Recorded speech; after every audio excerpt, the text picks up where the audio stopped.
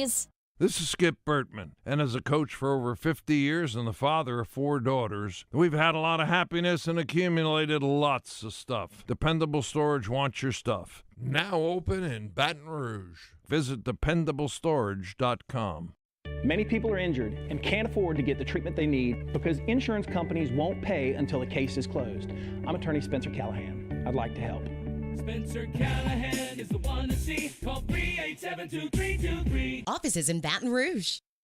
104.5 WNXX Jackson, 104.9 KNXX Donaldsonville, and WDGL HD2 Baton Rouge. This hour is brought to you by Spencer Callahan Injury Lawyers.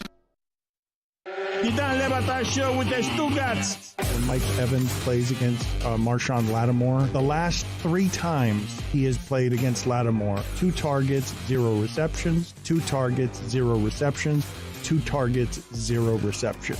Seems like a good matchup for Lattimore. It really does. Thank you, Stugatz, for that analysis. The Dan Lebatard Show with Stugatz, weekday mornings at 9 on 104.5 ESPN Baton Rouge.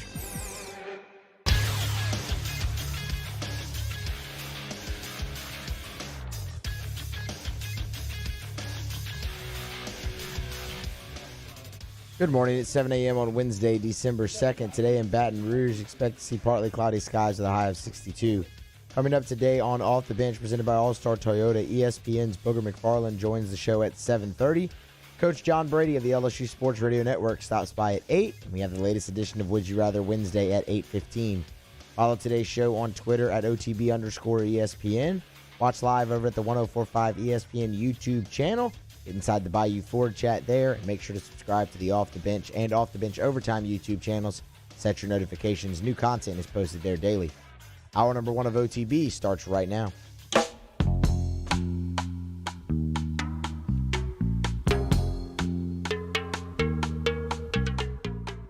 All-Star Toyota presents Off the Bench with Jordy Collada and T-Bob Hebert. ESPN Baton Rouge, New Orleans, Alexandria.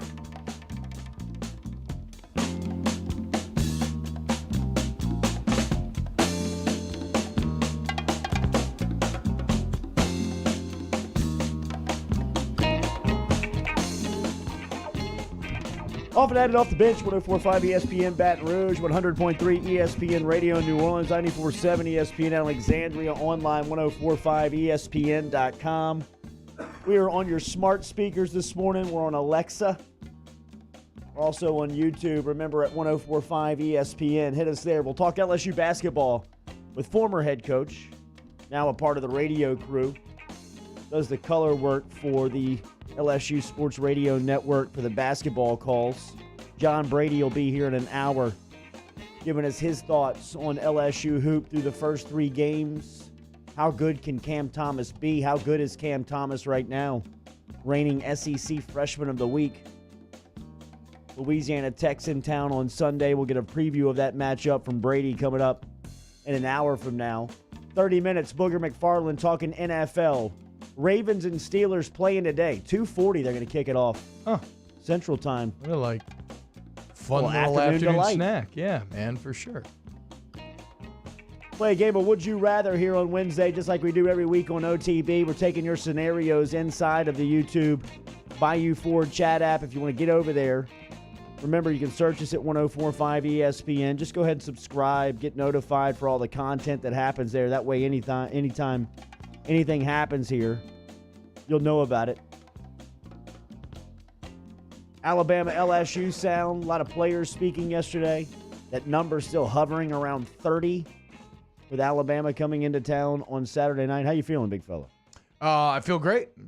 Decorated the tree last night. The final step in the Christmas preparation process, which the second I hope this gets done today, is lights on the outside of the house, which means it's almost time to scale that ladder once again. But no fear, all heart, I'm going to get it done. It's been a long year since last time you hopped up on that ladder. You've talked about it a couple of times, at least once or twice per quarter since doing it last Christmas. Today you will wrestle the bear. Good luck. Thank you. Well, the plan is, there's no guarantees. You never know how I'm feeling later in the day. Get a but that weather is check? the plan. What's that? Get a weather check? Yeah, we'll see. Exactly. But no, I'm in a great mood. We got some great Pelicans news to get into today, a new college football playoff ranking last night that holds some interesting implications, especially when you look at where Ohio State currently stands. So, a lot to get into today. Tough night for the Mid-City Blue Jays. Here are your headlines on this Wednesday, December 2nd.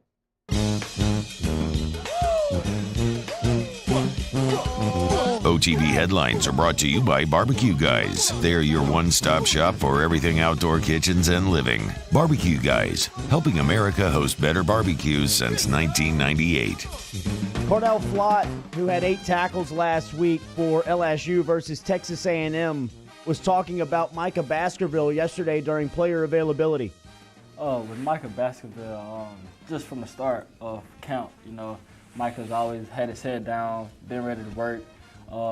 Started off season, he wasn't really playing much, but he took special teams to heart, and I feel like when he had his opportunity, he just took advantage of it and exploded. So I'm really proud of him, and I know he's going to keep doing great things. Yeah, Micah Baskerville, a great lesson for any young football players out there when you're going into a camp setting. It's a long season, man, and you never know what direction it's going to go. Like, think about it from his perspective. Not only does he lose the job, but he loses the job to the guy that is then awarded number 18. His path to the field should have been non-existent, and yet, as they're talking about, he keeps working, keeps his head down, and now he is the greatest correlating factor with the defensive improvement. Like, he is the heart and soul main reason why things have looked so much better over the last couple of weeks. Jabril Cox, linebacker for the Tigers, was talking about the motivation for LSU on Saturday night. Yes, this is something. This is basically for us. This is kind of like what we want to accomplish as a whole is beating them, just to mess up their record and trying to prove that to everybody that LSU we're going in the right direction and building a championship program, just like Coach O said. Just going in this week. We know there are a lot of things that have to go into play when playing against Bama, but just going in trying to be 1-0 this week is something that we're focusing in on. Cox and the Tigers will take on Alabama Saturday night, 7 o'clock kickoff. Your pregame coverage starts at 2 o'clock on Eagle 98.1. Alabama, number 1 team in the country, coming to Baton Rouge as 29-point favorites. The Baltimore Ravens have arrived safely in Pittsburgh, and today's game is still on, but Baltimore had 2 more positive COVID-19 tests before departing on Tuesday. That according to ESPN's Adam Schefter. Sources told ESPN the positive test belonged to Ravens safety Gene Stone. It's a great name for a safety. A rookie 7th-round pick who has played 2 games this season and an equipment manager. The results are not expected and not a concern for the game. Not expected to influence the game. Yeah. The source told ESPN. Yeah, Baltimore at Pittsburgh today, 2:40 kickoff there for you. So a little Wednesday afternoon NFL football. I kind of like it. College basketball. Yeah. Remember, as we said, LSU will host Louisiana Tech on Sunday. We'll talk about it with John Brady coming up here in a couple of minutes, or actually at 8 o'clock on ESPN Baton Rouge, New Orleans, and Alexandria. Last night, a lot of the Blue Bloods were playing within the sport as number 7 Kansas defeated number 20 Kentucky 65-62 in the Champions Classic. And then in a battle between 2 top 10 teams, number 8 Michigan State claimed one of the most impressive wins of this early college basketball season as they knocked out Duke 75-69 inside Cameron Indoor Stadium on Tuesday. The Spartans are now 3-0. LSU back in action on Sunday. Tom Izzo, so that was his first ever win in Cameron Indoor, and he said no asterisk by this win. What do you think? Is winning in a fanless Cameron Indoor actually a Cameron Indoor win? No, I think it is a win, but I do think that you have to have the caveat. Yeah, I agree. The fans being out of the stands affects college basketball more than probably any sport. Yeah, because they're on top of you. Absolutely. I mean, they Especially live on top like of you. Cameron. Yeah, they're constantly just talking trash to you. That's a good point. I was in Gainesville with LSU 2 years ago, and I mean, they are on top of you. Yeah. You're talking to your team in the huddle, and people are yelling, almost pointing inside of the circle. That must be a Florida thing, because also in the swamp, that is by far the closest that the fans are to you.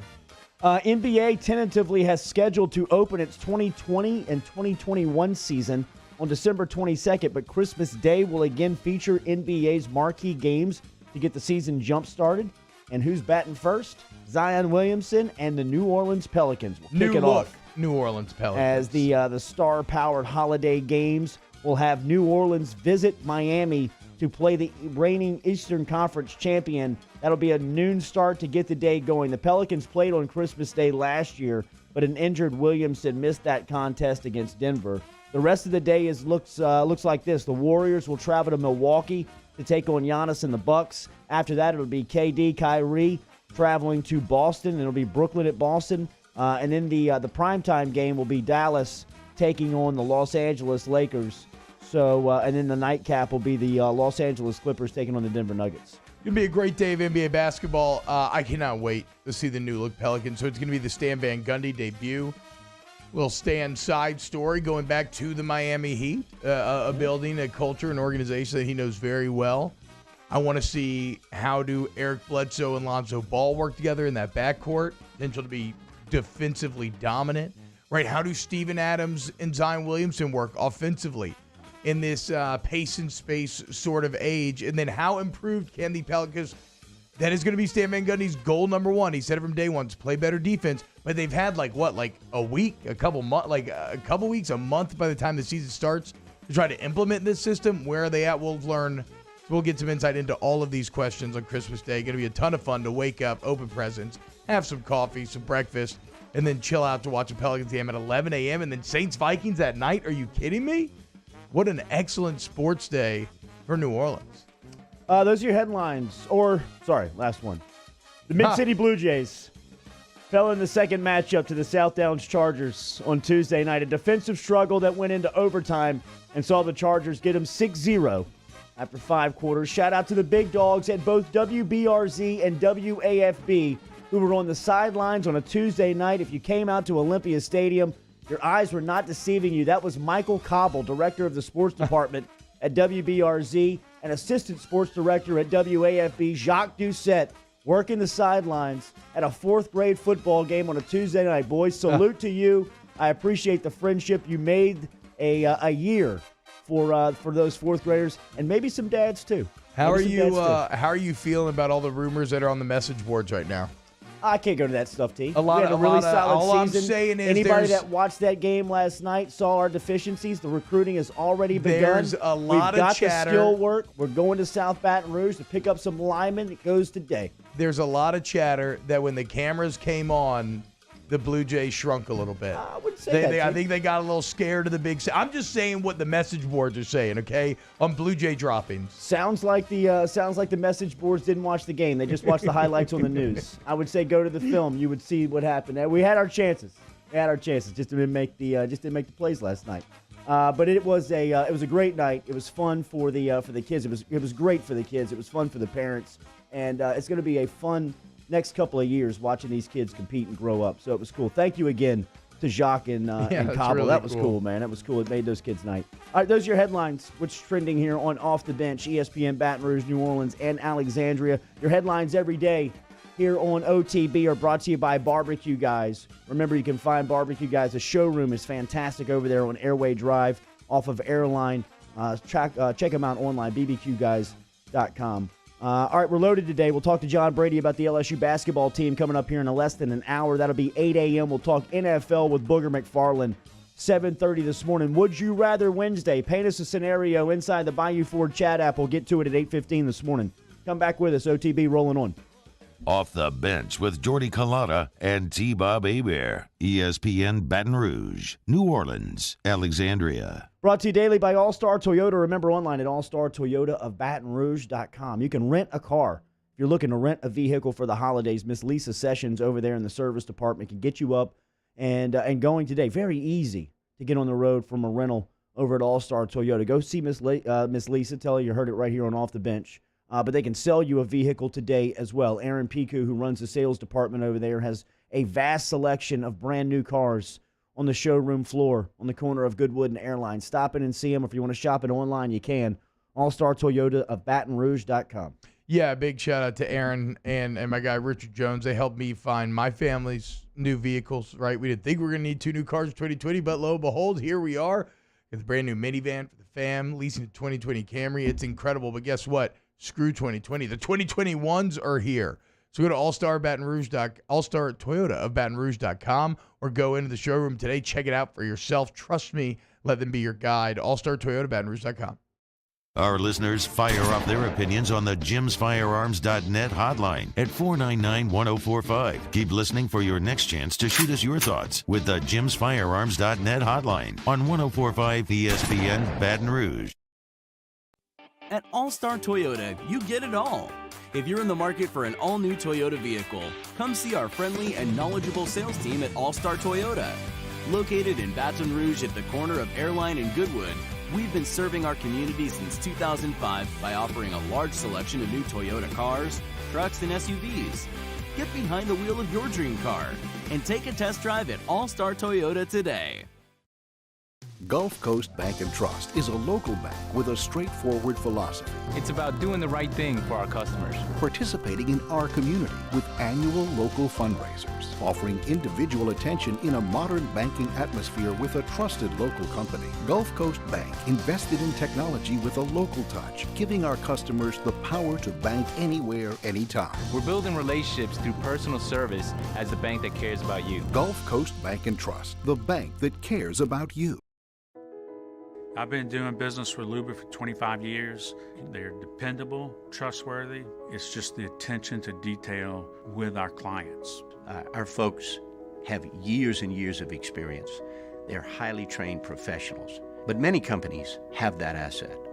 What I'd like to think makes Luba a bit different is that we use those talents in a way that truly is dedicated to serving the needs of the folks who depend on us. Are you a licensed contractor? There's lots of good contractors in Louisiana doing work the right way, but unfortunately, too many unlicensed contractors are working outside the licensing requirements. Working as a contractor in Louisiana requires a license for the company doing the work. The Louisiana State Licensing Board for Contractors wants to help you get licensed to allow you to conduct work legally. It's not difficult to get the license. We can help you. Go to lacontractor.org for more information. Licensed contractors, it's the law.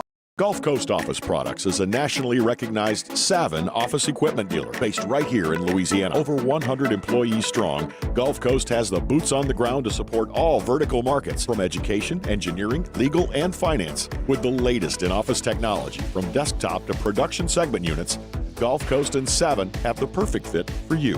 Call 225-756-2644. That's 756-2644 for Gulf Coast Office Products.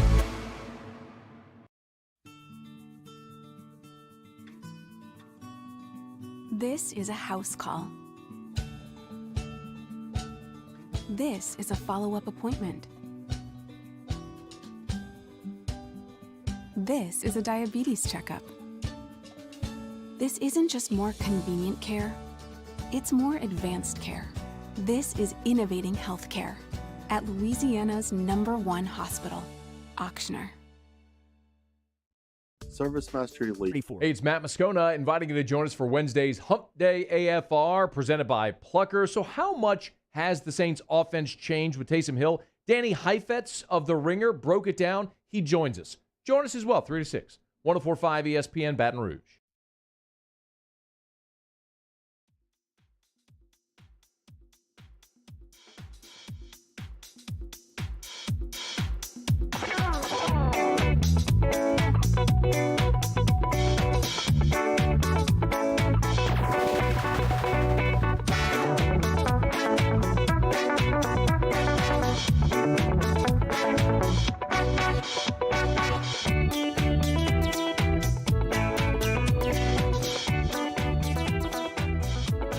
All-Star Toyota presents Off the Bench with Jordy Collada and T-Bob Hebert. ESPN Baton Rouge, New Orleans, Alexandria.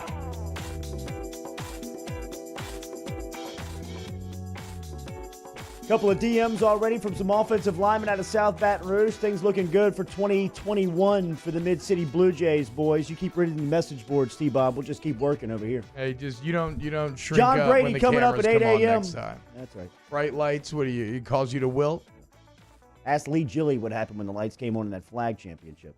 Oh, wow. That's Damn, right. we got to do Lee like that? I mean, come on, dude. We do. 8 a.m., we're going to talk to John Brady. we'll talk LSU basketball with the coach as the Tigers off to a 2-1 start after falling to St. Louis. Looking forward to getting Coach's comments on St. Louis. Charles Manning looks like he's coming back to the roster as he looks like he is going to be finding his health and getting back on the floor. What does that mean for LSU as they get another player back? And then Josh LeBlanc set to make his debut in, 12 days? As soon as the semester ends at LSU, he'll become eligible. I think it's December 16th is the actual day that he will be qualifying to play for LSU. What does that mean for the Tigers? We'll ask Coach Brady coming up here in a couple of minutes. Booger McFarland's talking NFL. We'll ask Boog if he's a believer now that the New Orleans Saints are the best team in the NFC South, as Boog has steadily said that he believes the Bucs might be and hold that title. But the Saints now with the number 1 defense in the league, winners of 8 straight, and going to Atlanta on Sunday. What does Boog think about that crew? We'll talk to him in a couple of minutes. You see this stuff with Kirk Herbstreit yesterday? I saw kind of ripples of it. He seemed to. Well, let me hear what he had to say. So there's 2 things here. 2 things I want to play. This is Herbie first on College Football Live talking about Michigan and what they're doing up there in Ann Arbor. It seems like that place is on fire. Look, I don't think anybody in Baton Rouge or supports LSU, covers LSU, has the right to talk about anybody being out of whack and dysfunctional in 2020 and 2021's football season. But it looks like Michigan. LSU hasn't been as bad as Michigan. That's what I'm saying. That's what I'm saying. And the future remains way brighter. If there is one team that you can point and laugh at. Yeah, there's a couple. There's like Penn State, Michigan. Like there's a couple punchy bags LSU can still get after. Michigan for sure. And it seems like they have some parents up there that are revolting and saying, you know what, we're done with this. They want to shut it down. They want to take the possibilities of picking up COVID. The team's no good. The coaching staff looks like they're disengaged. Harbaugh doesn't seem to see what's going on right in front of his face. So yesterday on College Football Live, Herbstreit says this. Now, realize if Ohio State doesn't play at least 6 Big Ten games, as it stands right now with the number of games the Big Ten requires to get in the conference championship, they wouldn't be eligible. If some other games are canceled, perhaps that number changes. But look, guys, I'm not going to sit here and let this stand that you guys just implied, and perhaps you didn't want to. I'll give you a chance to clarify it if you want, that Michigan will opt out of the game and dodge the game simply to keep Ohio State out of the championship game. If you're being facetious, that's perfectly fine, but I want to give you a chance to clarify there, if that's, because I don't believe that for a second. You might not be able to play because they paused activities, but I don't think they'll dodge it. I mean, I don't know all the. I know they shut down their operation this week, and I don't know all the numbers as far as their COVID is concerned. I'm just saying we live in such a strange world that I've talked to a lot of coaches around the country that have said they really feel teams are opting out to avoid playing games because they don't want to get humiliated. They don't want to get. They don't want to lose with the team that they have. They don't necessarily have too many COVID positives. They just don't want to have to take the field with the team they have and go get embarrassed. So they're basically waving the white flag and saying we can't play. So there's a lot of that that's being talked about around the country. I'm not suggesting, I have no idea what Michigan's situation is. I'm saying they have the power to potentially say, hey, we can't play next week. And there's nothing Ohio State could do about it if they decide to say that.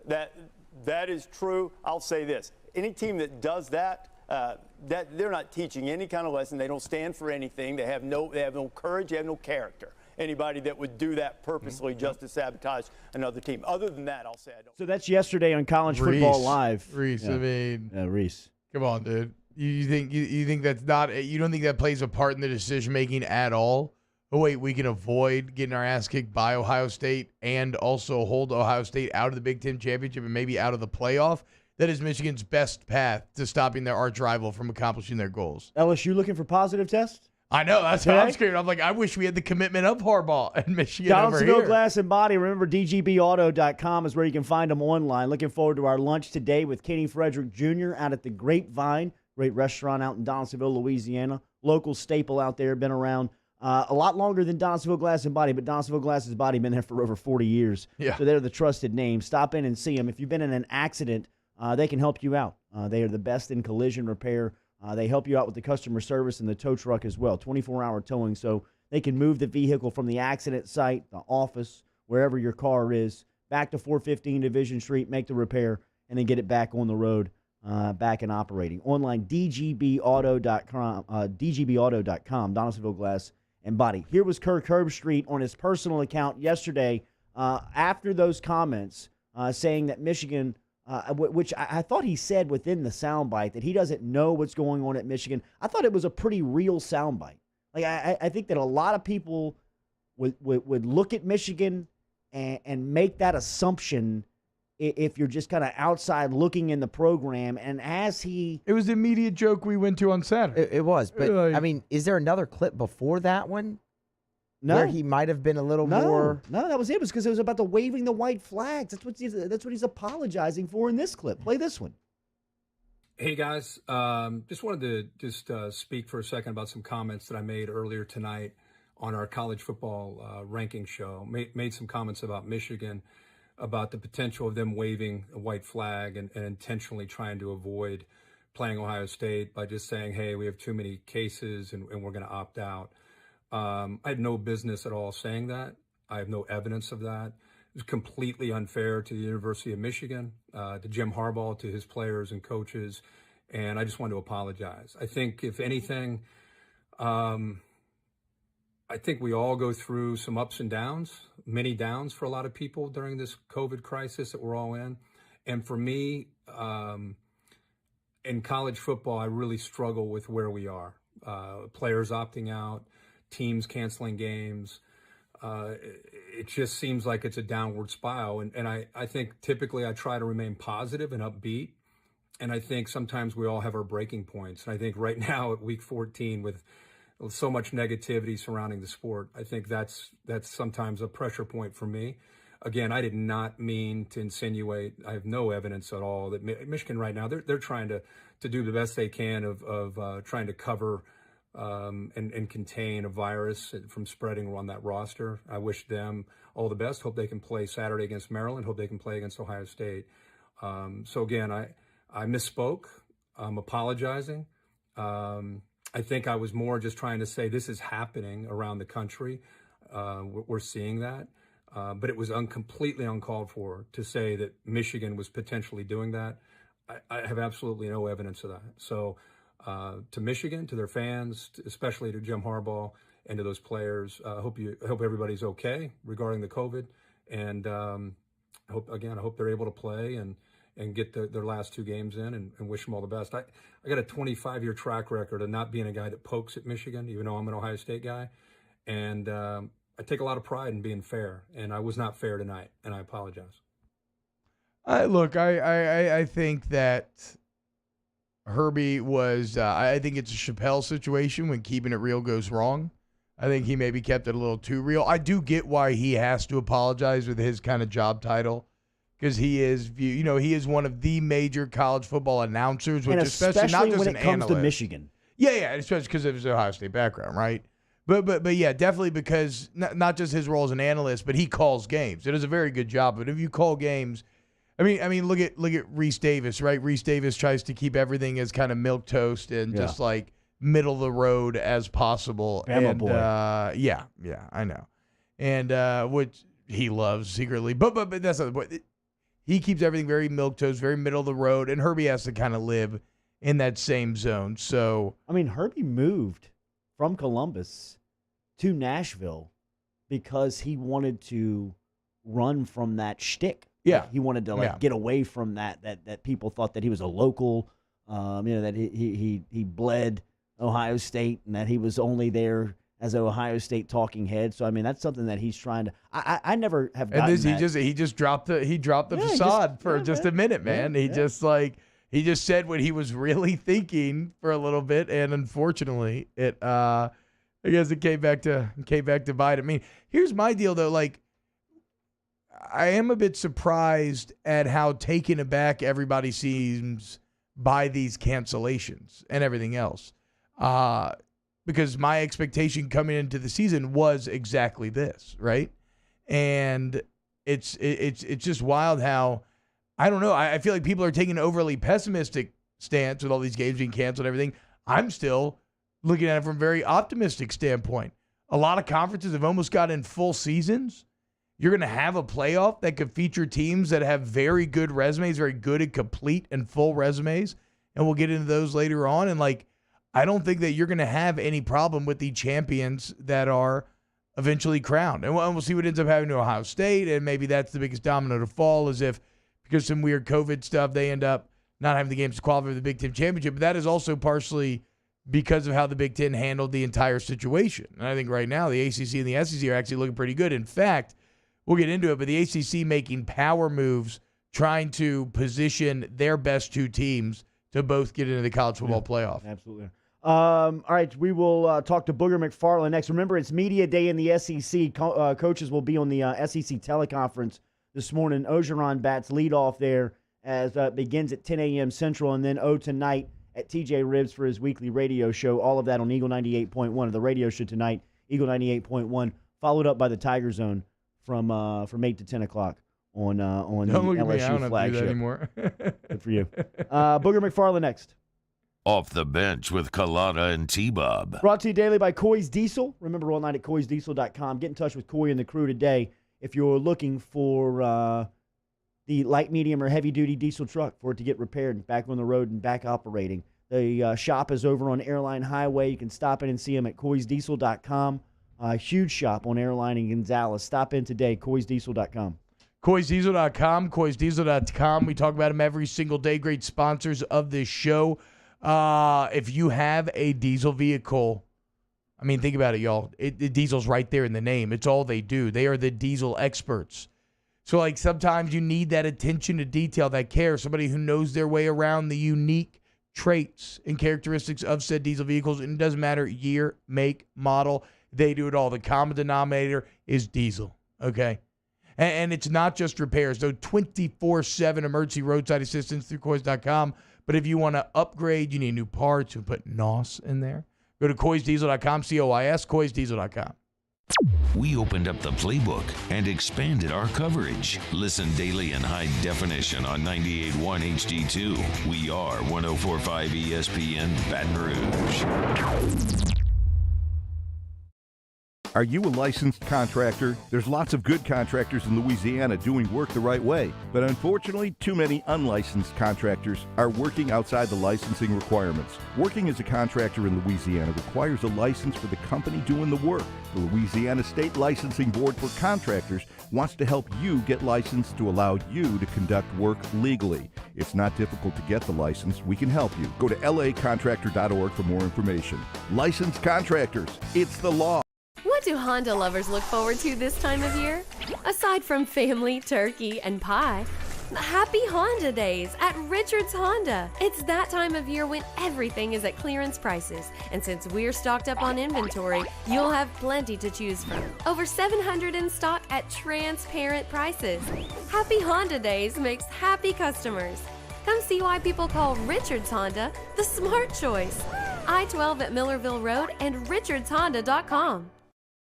Gulf Coast Bank & Trust is a local bank with a straightforward philosophy. It's about doing the right thing for our customers. Participating in our community with annual local fundraisers. Offering individual attention in a modern banking atmosphere with a trusted local company. Gulf Coast Bank invested in technology with a local touch, giving our customers the power to bank anywhere, anytime. We're building relationships through personal service as the bank that cares about you. Gulf Coast Bank & Trust, the bank that cares about you.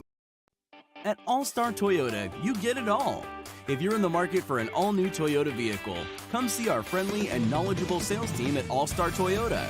Located in Baton Rouge at the corner of Airline and Goodwood, we've been serving our community since 2005 by offering a large selection of new Toyota cars, trucks, and SUVs. Get behind the wheel of your dream car and take a test drive at All-Star Toyota today.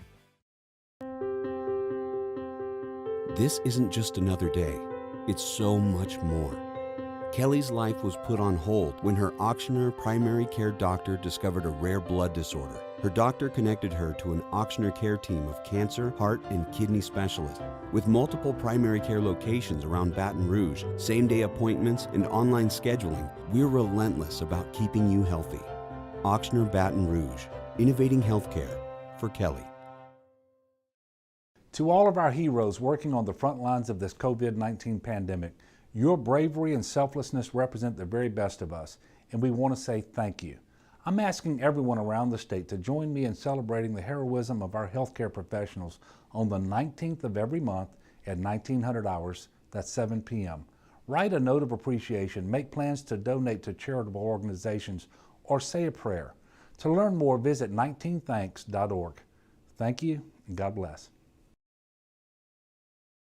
It's a Wednesday edition of Jimmy Ott's Game Time, live from the City Slice Pints and Pizza. Andy Isco of VegasInsiders.com joins the show as we get ready for the weekend's action. Join us at 6 p.m. on 104.5 ESPN Baton Rouge.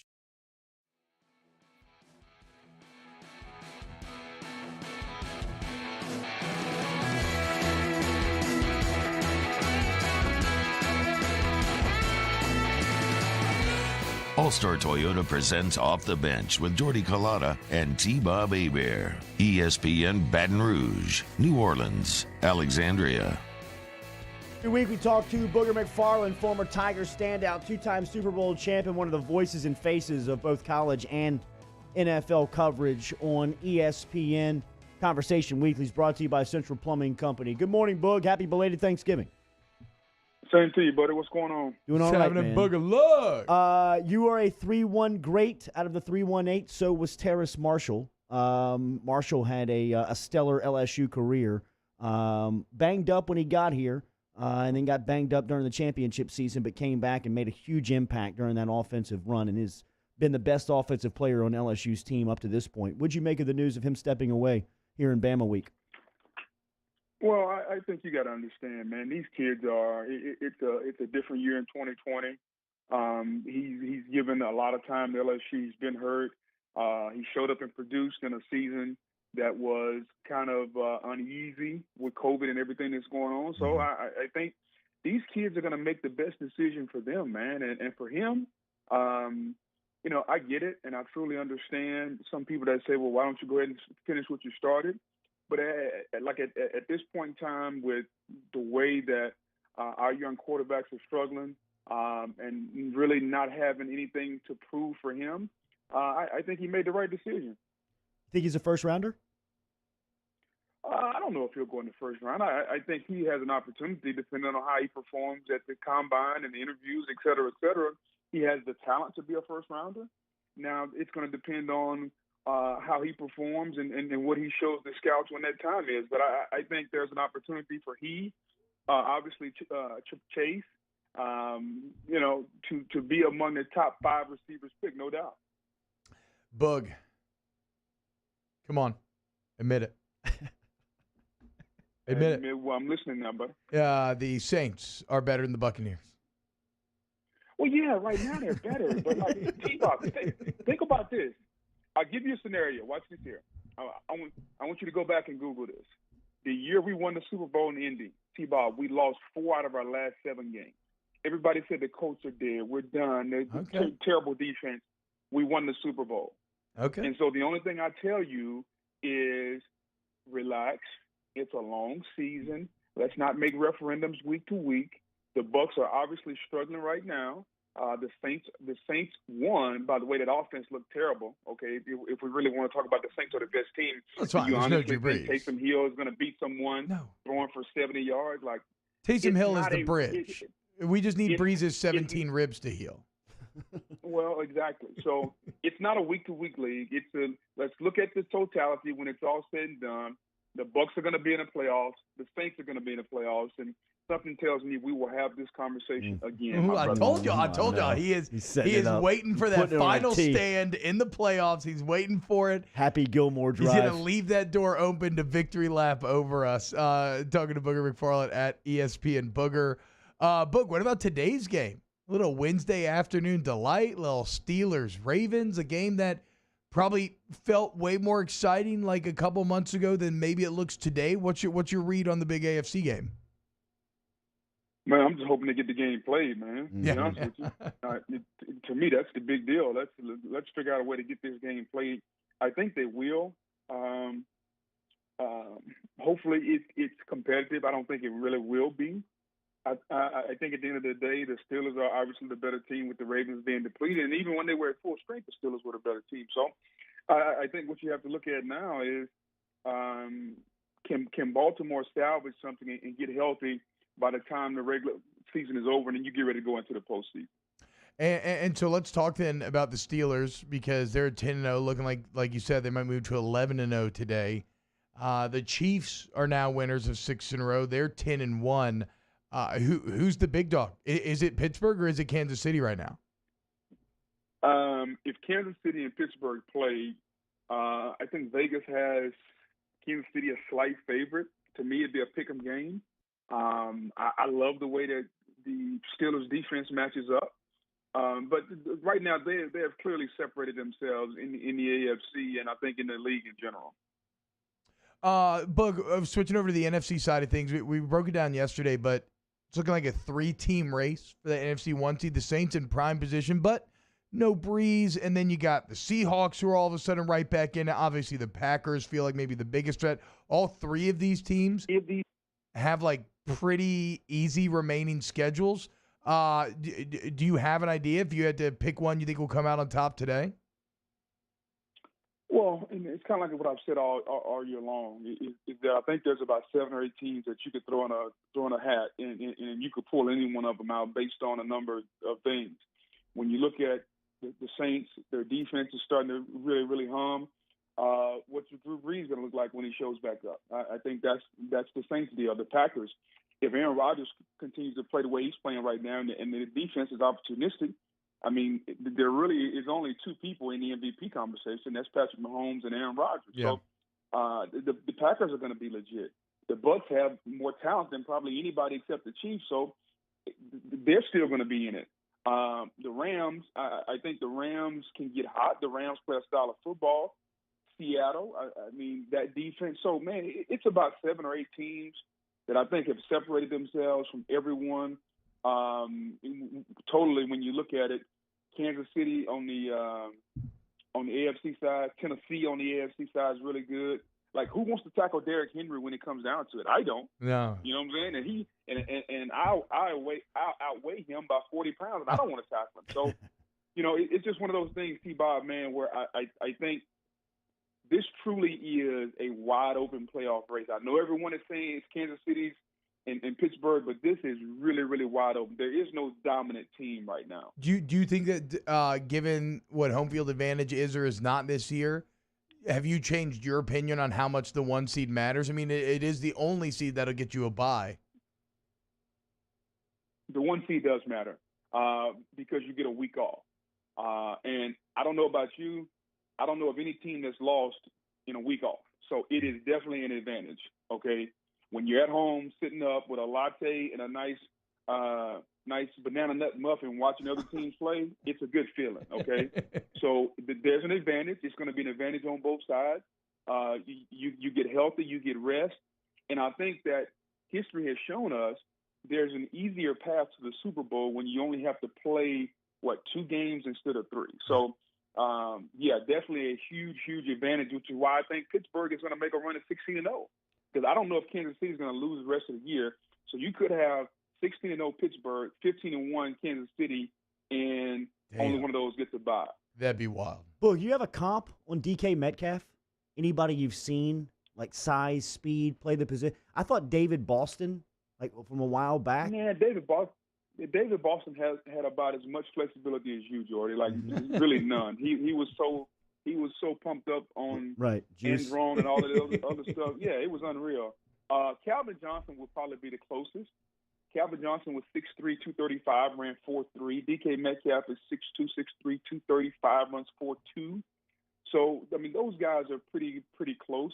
I think ESPN did a statistics analogy where through the first 27 games, which is really an arbitrary number, but Metcalf's stats were a little bit better than Calvin Johnson, and Calvin Johnson is going to be a Hall of Famer. So that tells you the trajectory that he's on right now. What do you make of Seattle's defense? I mean, do you feel like they are a threat here down the stretch? A threat to do what? Well, they're improving, Bug. I mean, the pass rush is going a little bit, right? Play complement to that offense. To win playoff games. I'll say this. As long as Jamal Adams continues to play that way and Carlos Dunlap can give you some pass rush, yes, they can be opportunistic. Boog, help me out here. You played so much football. I'm sure you've been in a similar situation where here you are, you're the New Orleans Saints. You have a ton to play for. Like we said, you're trying to win out, guarantee yourself that 1 seed. And across from you are the Atlanta Falcons, who have fired their coach. They sit here at 4-7, not a lot of playoff hope, not really play for draft positioning or anything, but they ever play better football. Give me kind of the perspective from both sides how you approach a game like this. Well, I first of all, it's the NFL. I mean, you only get so many opportunities to play. The Falcons have fired their coach, but Raheem Morris is coaching for maybe a job. I don't know. He's doing well. He's got them playing a lot better. So there's always things to play for. People look at the record and they say, well, there's nothing to play for. You got to realize, man, there are jobs on the line always. You only get 16 opportunities to show a team or an organization you are worth millions of dollars. So regardless whether I'm the Jets at old and forever, I still got to go out there and ball out because guess what? Next year's salary is not promised. And so, dude, you are auditioning for millions of dollars every week. So at the end of the day, there's a ton to play for. I think that's all you got to look at right there. Like this is a profession. It's kind of like the day before you guys are going to be off for a week. You know, some people say, yeah, it's a mail-in day. Let's come in and do a Festivus radio show. Never this show, Boog. Never. Well, some guys can mail it in like that. In pro football, big guy, you can't mail it in. Yeah. It's a great point. Great perspective from Booger McFarland, long-time NFL Warrior, 2-time Super Bowl champ. Boog, your alma mater, LSU, got to be playing host to Alabama this week. 29 points enough? How you feeling about it? Well, I mean, listen, guys. I think it's a realistic expectation that they are better than us this year. I'm still going to cherish that ass whooping we gave them last year. Yes, yeah, me too. I might watch the replay Saturday. But for LSU, this is about growth. If I come out of this game and I see one of the young quarterbacks kind of take a little step forward, I'll feel good because this is as good a defense as you're going to go against. And if either Stingley or Johnson can go out and take a step forward, then I think that's progress. Defensively, LSU played better against A&M, no doubt about it. Now can you build on that? This is all about building blocks. If we come out of this season and we know who the quarterback is next year, and we get the recruiting class that we think we're going to get in 2 weeks, and now you get the guys that are coming back, LSU is in prime position to come back and win 10 or 11 games next year. But it's all about don't waste, like Saban always say, don't waste a failure. Okay. Yeah. This year, by last year's standards, it's going to be a failure. So don't waste it. What are you learning from it? Bo Pelini has obviously learned the personnel. The defense has got better. We have to give Bo Pelini, Corey Raymond a lot of credit for what that defensive secondary has done. Yep. Now, can Insminger, can Linehan, can they figure out which one of these young quarterbacks? Because here's what you don't want to do. You don't want to go into the offseason saying, yeah, I don't really know what we got in those. And then now you bring Nussmeier in. Now what do we have? So you got to figure out what you have, what you're going to do at that position. And as long as they do that, it really doesn't matter to me the outcome. But you cannot waste a failure. No three-putts today, big fella. Good to talk to you. Thank you. Later, buddy. Well said, Bug. Later, man. Booger McFarland every week here on Off the Bench. We'll close out hour 1 next. Off the Bench with Kalata and T-Bob. Central Plumbing Company brings you OTB Day. You need residential or commercial plumbing services? Get in touch with Central Plumbing Company. Online, centralplumbing.org, 925-8552. If you've ever lost power during a rainstorm and you don't want to do that again, remember they can get you in with a full-service generator. Online, centralplumbing.org. The phone number is easy, 925-8552. Centralplumbing.org, centralplumbing.org, 925-8552. Once more, 925-8552. The reason why I'm repeating myself is because I want to hammer it home. I don't want you to think twice, right? You have a plumbing issue, it's that simple. You call Central Plumbing, they fix your problems. You don't lift a finger. They're licensed, bond insurance. You trust who's coming home. Flat rate pricing, no surprise or hidden fees, right? A warranty to give you peace of mind after the work is done. How about the fact that they've been in it for over 4 decades, y'all? So it doesn't matter what the issue is. You can't hit them with anything they don't know exactly how to solve. I'm a repeat customer. You will be too. Go to centralplumbing.org today. Saints coverage, Chiefs, Cowboys, Thursday night, Sunday night, and Monday Night Football. From the opening kickoff to the playoffs and the Super Bowl, the NFL lives on 104.5 ESPN Baton Rouge. T-Bob Hebert here with breaking news. Front to Back Boat Services is the shop to upgrade your boat tech this fall. With not one but two NMEA certified techs, who better to install your Panoptic sonar, your HD displays. You want to see the fish under the water before you even cast? They have that. Trolling motor you could control with your iPhone? They have that. So what are you waiting for? Get into Front to Back Boat Services right now. Upgrade your boat tech. Make your boating dreams come true. Front to Back Boat Services. You may not know about the 4Kids Foundation, but you've probably heard of the Zurich Classic. And the Zurich Classic exists because of 4Kids. But it's what happens after the tournament that really counts. 100% of the proceeds are donated by the 4Kids Foundation to hundreds of local charities, totaling more than $40 million, all to help local children and families in need. 4Kids helps kids through golf, because every child deserves a shot at a brighter future. At All-Star Toyota, you get it all. If you're in the market for an all-new Toyota vehicle, come see our friendly and knowledgeable sales team at All-Star Toyota. Located in Baton Rouge at the corner of Airline and Goodwood, we've been serving our community since 2005 by offering a large selection of new Toyota cars, trucks, and SUVs. Get behind the wheel of your dream car and take a test drive at All-Star Toyota today.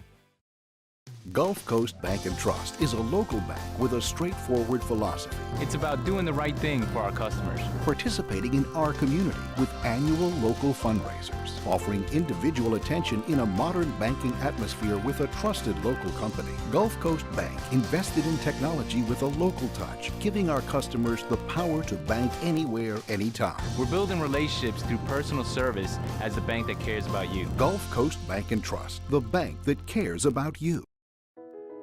I've been doing business with Luba for 25 years. They're dependable, trustworthy. It's just the attention to detail with our clients. Our folks have years and years of experience. They're highly trained professionals. But many companies have that asset. What I'd like to think makes Luba a bit different is that we use those talents in a way that truly is dedicated to serving the needs of the folks who depend on us.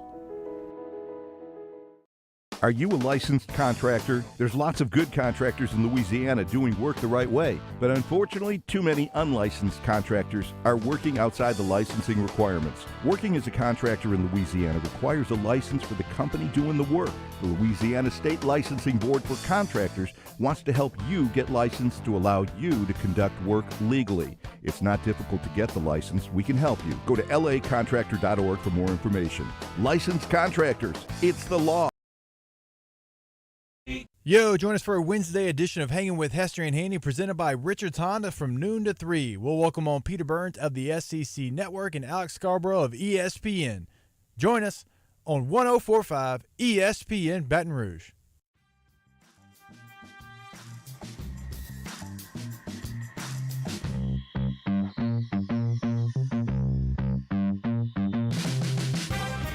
All-Star Toyota presents Off the Bench with Jordy Collada and T-Bob Hebert. ESPN Baton Rouge, New Orleans, Alexandria. All right, good stuff from Booger McFarland. Always appreciate his time. If you missed it, it's online, brought back to you by Carriages of Baton Rouge. Shop Carriages online, carriagesbr.com. Get in touch with them and follow them on Instagram and Facebook, too. They're a great follow on social media to keep up with everything that's going on there on the corner of Old Hammond and Jefferson, where they've been since 1982. Shout out to Carriages as they bring back our on-demand sound here on Off the Bench. Stop in and see Will. Hour 2, we'll talk to John Brady, LSU basketball. Tigers are back in action on Sunday as Louisiana Tech will be in town taking on LSU. LSU off to a 2-1 start. We'll get Coach Brady's thoughts on LSU as he was with the team in St. Louis. Charles Manning expected to make his return back to the lineup. So we'll ask Coach Brady what that means for the starting five. How does that shake up the rotation? What has he made of the depth and the fast start for Cam Thomas as the true freshman for LSU, is the reigning SEC Freshman of the Week and continues to show his scoring capability, man. I think we highlighted that a little bit in the preseason as we had some small opportunities to get over there and watch him run a little bit, and he jumps off for sure. I mean, as soon as you watch them play, I mean, just his ability to shoot the ball and score it is something that is rare in college basketball. And to see the way that he's opened up the college basketball season, to anybody that's watched him play, is not really a surprise. But he's had a pretty splash effect to the opening 3 games of his career. Yeah, I actually, to be completely honest, I haven't watched yet, but everything that I've read about him seems incredible, and it fulfills all the hype that you had kind of come in here talking about from what you had seen and what you were hearing. And so through 3 games to already be SEC Freshman of the Week, yeah, I think Cam Thomas is exactly who everybody thought he was going to be. I mean, they just got to get it fixed defensively, right? I mean, that's the key there. And I think that is improving. You know, I think that you saw it against St. Louis. There's still they have to be able to guard the 3-point line. It's something that plagued this program last season and continues early on, even with the new defense being implemented. Is something that they're going to have to focus on. I think that they are making small strides, and hopefully by the time SEC play cranks up, they'll be feeling confident about what they have on the defensive side of the ball, because offensively, they roll out of bed and score 85. Now, St. Louis is a good team, and St. Louis had a good game plan around them, but Trendon Watford has obviously accepted a new role and is really playing well with the ball. Thriving. I mean, really playing well with the ball in his hand the majority of the time. And I mean, he's dished out. I got the numbers here from John Rothstein that I'll pull up in the second hour to make sure I can get the data correct. But I mean, the amount of assists to turnovers he has in the first 3 games of the season gives you a very positive outlook of what the rest of the year can look like if he's going to protect the ball and be unselfish in his play and set up guys like Cam Thomas who are able to score. Sharif O'Neal through the first 3 games has found a role. He's one of the best rebounders in the league through the first 3 games of the season. So a lot of bright spots. We'll talk to John Brady in a couple of minutes on his thoughts on LSU Hoop. Would You Rather Wednesday coming up at 8:15 this morning. Still needs your scenarios painted inside of the Bayou Ford chat app. Hour 2 next. Off the Bench with Kalana and T-Bob. Brought to you daily by Secure Shredding and Recycling. And to get over to Secure Shredding and Recycling, they are your document destruction specialists. Remember, you can find them there online at secureshreddingandrecycling.com, as they can help you with mobile shredding. They can help you with drop-off shredding, anything that you may be looking for to get rid of your documents. If it's time to destroy the documents and you're not quite know if it's time yet, Secure Shredding and Recycling can help you out. Get in touch with Gaines Garrett over there online, secureshreddingandrecycling.com. Secureshreddingandrecycling.com, secureshreddingandrecycling.com. It doesn't matter what you need destroyed, right? Just a ton of papers, documents, whatever. Your customer's private information, Secure Shredding has your back. These are things that you have to do as a business. And at Secure Shredding, they understand that they are there to serve your business needs, and they're local. So there's a relationship, right? So you're not just a number on a spreadsheet, and you get a better rate than when you work with the national guys. They're LSU guys. Go to secureshreddingandrecycling.com, secureshreddingandrecycling.com. If I built a van, it would do more than haul. It would carry my entire business. I'd make it available in dozens, make not thousands of configurations. It would keep an eye on my fleet. And an eye out for danger. If I built a van, I'd make it available in diesel and gas. And I'd build it right here in South Carolina. Introducing the all-new Sprinter, starting at $33,790. Built in the USA. Mercedes-Benz. Vans. Born to run. Gulf Coast Office Products is a nationally recognized Savin office equipment dealer based right here in Louisiana. Over 100 employees strong, Gulf Coast has the boots on the ground to support all vertical markets, from education, engineering, legal, and finance. With the latest in office technology, from desktop to production segment units, Gulf Coast and Savin have the perfect fit for you. Call 225-756-2644. That's 756-2644 for Gulf Coast Office Products.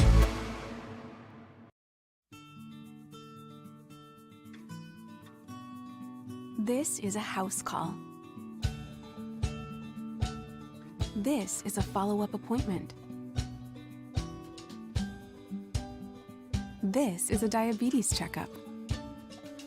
This isn't just more convenient care, it's more advanced care. This is innovating healthcare at Louisiana's #1 hospital, Auctioner. ServiceMaster Elite create clean, disinfected work environments. As a local business, we take pride in serving the New Orleans and Baton Rouge areas. Our cleaning protocols follow CDC and OSHA standards for healthcare settings, offices, senior living, restaurants, and industrial plants. Contact ServiceMaster Elite to get your operation ready for reopening with germ disinfection cleaning. ServiceMaster Elite, the trusted choice in professional cleaning since 1996. Gulf Coast Bank and Trust is a local bank with a straightforward philosophy. It's about doing the right thing for our customers. Participating in our community with annual local fundraisers, offering individual attention in a modern banking atmosphere with a trusted local company. Gulf Coast Bank invested in technology with a local touch, giving our customers the power to bank anywhere, anytime. We're building relationships through personal service as the bank that cares about you. Gulf Coast Bank and Trust, the bank that cares about you. At All-Star Toyota, you get it all. If you're in the market for an all-new Toyota vehicle, come see our friendly and knowledgeable sales team at All-Star Toyota.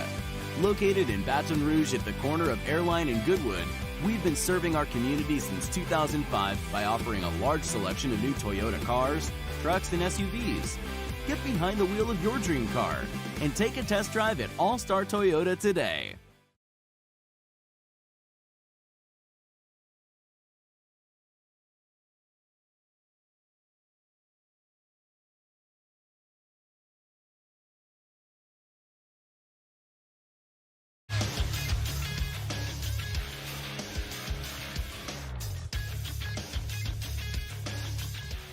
Good morning. It's 8 a.m. on Wednesday, December 2nd. Today in Baton Rouge, expect partly cloudy skies with a high of 62. In case you missed hour one of the show, catch that up at the on-demand section at 1045ESPN.com, brought to you by Carriages. Still to come on Off the Bench, Coach John Brady of the LSU Sports Radio Network joins the show next. We have the latest edition of Would You Rather Wednesday at 8:15. Follow today's show on Twitter at OTB_ESPN. You can watch live at the 1045 ESPN YouTube channel. Interact inside the Bayou 4 chat. And make sure you get subscribed to the Off the Bench and Off the Bench Overtime YouTube channels. Set your notifications and new content is posted there daily. Hour number 2 of OTB starts right now.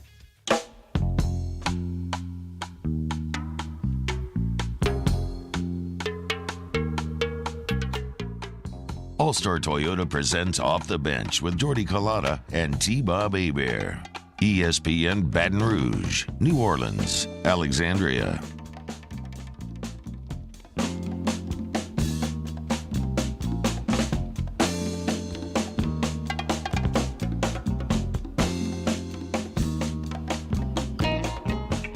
Hour 2 off and at it off the bench. Driven and powered every day by All-Star Toyota. Remember, get in touch with All-Star Toyota online at allstartoyotabatonrouge.com. Hour 1 in the books. We talked NFL with Booger McFarland, gave some sound from LSU football as a couple of players were speaking yesterday at the media availability. Their head coach, Ed Ogeron's back at the microphone today for the SEC teleconference. He's first up at 10 a.m., so we'll have that sound redistributed for you throughout, hanging with Hester and Hanny. Moscona this afternoon. Jimmy Ott tonight. Hour 2 will play Would You Rather coming up here in a couple of minutes, taking your scenarios inside of the Bayou Ford chat app. Want to give us some scenarios. We'll get them answered and addressed at 8:15 this morning. Going to talk some LSU basketball with our good friend John Brady, great friend of the show here on Off the Bench, part of the LSU Sports Radio Network, former LSU head coach, Arkansas State head coach. Drove the program to the Final Four in 2006, 11-year run in Baton Rouge. Remember, all of our sound here on OTB is brought to you by Carriages of Baton Rouge. Stop in and see Will and the crew as they've got great new winter shipments in and on the racks. You can shop them online, carriagesbr.com. They're on social media as well. At OTB_ESPN is where you catch us on Twitter. LSU basketball back in action this Sunday. As we told you last night, a couple of the Blue Bloods were in action as Kansas defeated Kentucky. That's back-to-back losses for the Wildcats, as Richmond beat Kentucky in Rupp last week. Then last night, Kansas beat them 65-62 in the Champions Classic. And then number 8, Michigan State rolled into Cameron Indoor Stadium on Tuesday and beat Duke 75-69 in front of an empty Cameron Indoor Stadium. Coach T-Bob asked me in hour one, because Tom Izzo said no asterisk next to that win. He doesn't care if anybody was there or not. He rolled into Duke and got the win 75-69. What do you think about games that are be playing in empty arenas here now that you've gotten your taste of them here early in the season? Jordy, I'm having a hard time hearing you guys. You got it's muffled when you're talking, and it's hard for me to hear you. I don't know if the connection is bad or what the case may be. Want to hang up and try it again? Can you hear us now? We got our producer going to talk to you off the air and see if we can tighten that up. All right, John Brady's going to talk LSU basketball with us here in a couple of minutes, as that was the coach checking in. We'll get his thoughts on the start of the season. Swingers, huh? Yeah, that was crazy. Yeah. We'll talk about that. We'll talk about that. Naughty and Nolan. Do you think Coach Brady was there? I probably wouldn't go that. I probably wouldn't go there with him this morning because no, he wasn't there. But it seems like a lot of people were. Yeah, a lot of people were. He is the New Orleans king. Hadn't been spending a lot of time in New Orleans. If you've been catching him on social media, though, okay. a lot of time on boats in Florida. Wow. Got his daughter, his youngest daughter, was married in Los Angeles. Saw that. Congratulations. Looked great in the tuxedo out west. Has been playing a lot of golf as well. But now with basketball season, he will be locked into the schedule here as a part of the LSU Sports Radio Network. He'll be there on Sunday. I'm not sure what time the tip-off is, so I don't know what time they'll be going to air. It looks like we're still having a problem. You want me to help you keep fill time? They're playing Louisiana Tech. Yeah. So Louisiana Tech's the Bulldogs. Skip Holtz is their football coach. I'd love to get a Louisiana Tech helmet. They got a good color scheme. There we go. Should he call us Moose? Yeah? All right, we're good. All right, Would You Rather Wednesday coming up here in a couple of minutes. We're talking to the coach. Coach Brady, you got us? Yes, better. All right. Hell yeah, man. Hell yeah. All right, so you've seen this thing up close, Coach. I think college basketball is affected. College football obviously is affected by no crowds there. But, Cameron Indoor last night, Michigan State goes in there, 75-69, they win. As soon as the game's over, Izzo says no asterisk next to the win. He doesn't care if fans were there or not. It's tough to go in there and win. What are the environments like? You saw St. Louis with no fans, then you saw the Maravich Center on Sunday as you were across the street with limited capacity. Well, I know Izzo's trying to not take anything away from winning at Duke, but if he thinks going to indoor stadium there at Cameron is the same with nobody there and they're hanging in the rafters, he's smoking something, because that is not even close. I mean, to go into PMAC the other night, Will's been drawing, even for non-conference games, 7,000 or so, and to think it doesn't make a difference, it does. And a win at Cameron Indoor this year isn't the same as it was a year ago, 2 years ago, or whatever the case may be. So, and that's why it was his first win ever at Cameron, and he's like 3-17 against Duke, so he ought to know better. And I mean, I would, but certainly as we move along, and I think any sport this year, if you don't have fans in the stands, the home court is not what it was, in last year and the year before and recent years. All right, you're LSU's back at it on Sunday, and so you've seen them through 3 games. Coach, I gotta tell you, the most impressive part, and Cameron Thomas has been phenomenal. He's the SEC reigning freshman of the week. But Trendon Watford, the way his game has changed, through 3 games, he's averaging 19 points, 6 boards, 2 steals, and through those 3 games, he's dished out 18 assists compared to only 5 turnovers. How has his game transformed within his freshman season to his second year? Well, I think that's the biggest point you just made is the turnovers. Early in his playing time at LSU last year, he turned it over a great deal, but I think he adapted to the speed of the game, the pace of the game, the physicalness of the game. And I'm going to tell you where I think he's at his best is when LSU needs a basket. I like what Will did against St. Louis. He ran him into the post, and one-on-one in the post, you've got to guard him. But when you flank him with 3 or 4 three-point shooters, it's hard to double-team him in the post, and he's very good one-on-one with his back to the goal, not only making the basket but also getting fouled. So, and I tell you what else he is, as you mentioned, his assist this year. He's very good at passing it out of the post when he senses a double team that's coming. So I think sometimes when Will runs him into the post, I think he's very effective there. I think he can score one-on-one, and I think he's really good at passing out of the post when he sees the double team coming. You were a defensive-minded coach when you were roaming the sidelines for over 30 years. It was a big change that they wanted to make in the offseason for LSU on that side of the court. What have you seen through 3 games from their defense? Well, it was 41 years, but that doesn't matter. But anyway, I think the biggest thing is people hit 3-pointers against us the first couple of games or so, and there's a couple of things. I think the better you defend dribble penetration and you can contain your man and keep him in front, it keeps other defenders from having to help. And then when you kick it out to the player that's open from the help defense, you avoid more rotation. So I think our ability to guard the ball, keep the ball in front, have less help, less rotation, you can better guard the 3-point line. So I think that's just what it's going to boil down to, is defending the ball, defending the dribble drive without fouling, and just being committed to a stance. And I think that's probably the biggest thing. And then against Southeastern, I think everyone knew, and I think even the coaching staff, they won't say it, but they knew that LSU was going to beat Southeastern. It's how they beat Southeastern, I think, what Will was looking for. And I think what he wanted to do was be more active defensively, better hands, better feet, more commitment to a stance. And I think that's what he saw in Southeastern. And so I think that's why he think we made improvement, because of how they beat Southeastern, not necessarily beating them in the final score.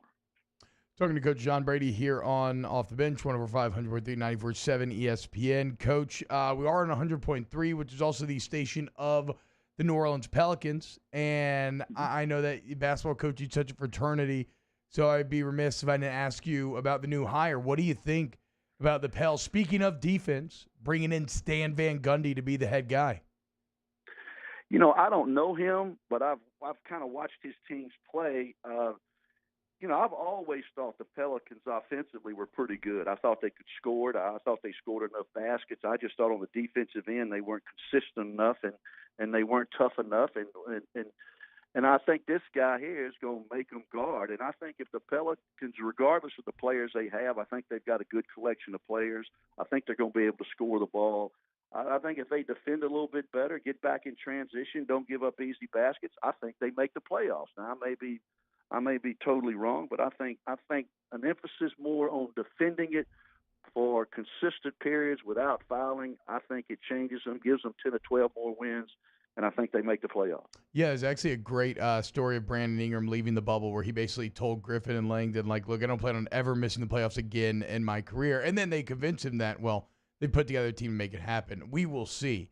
Brandon Ingram's a great scorer in the NBA. Cam Thomas, through 3 games in college, looks like an incredible natural scorer at LSU.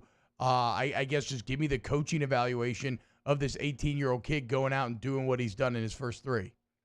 Well, one thing, he scores a quiet 20 to 25 points. He's not a flashy guy. You don't say, wow, you don't look at him and go, God, look at that. But once he makes 4 or 5 baskets, you look at him. But he has a temperament about him. I think if he misses 4 in a row or makes 4 in a row, I don't think it changes his approach to the game. And I think the challenge for LSU, not a challenge, but I think they're going to work through it, is, with Darius, Trendon, Javante, and now Cam Thomas, that's 4 guys that have priority of shots.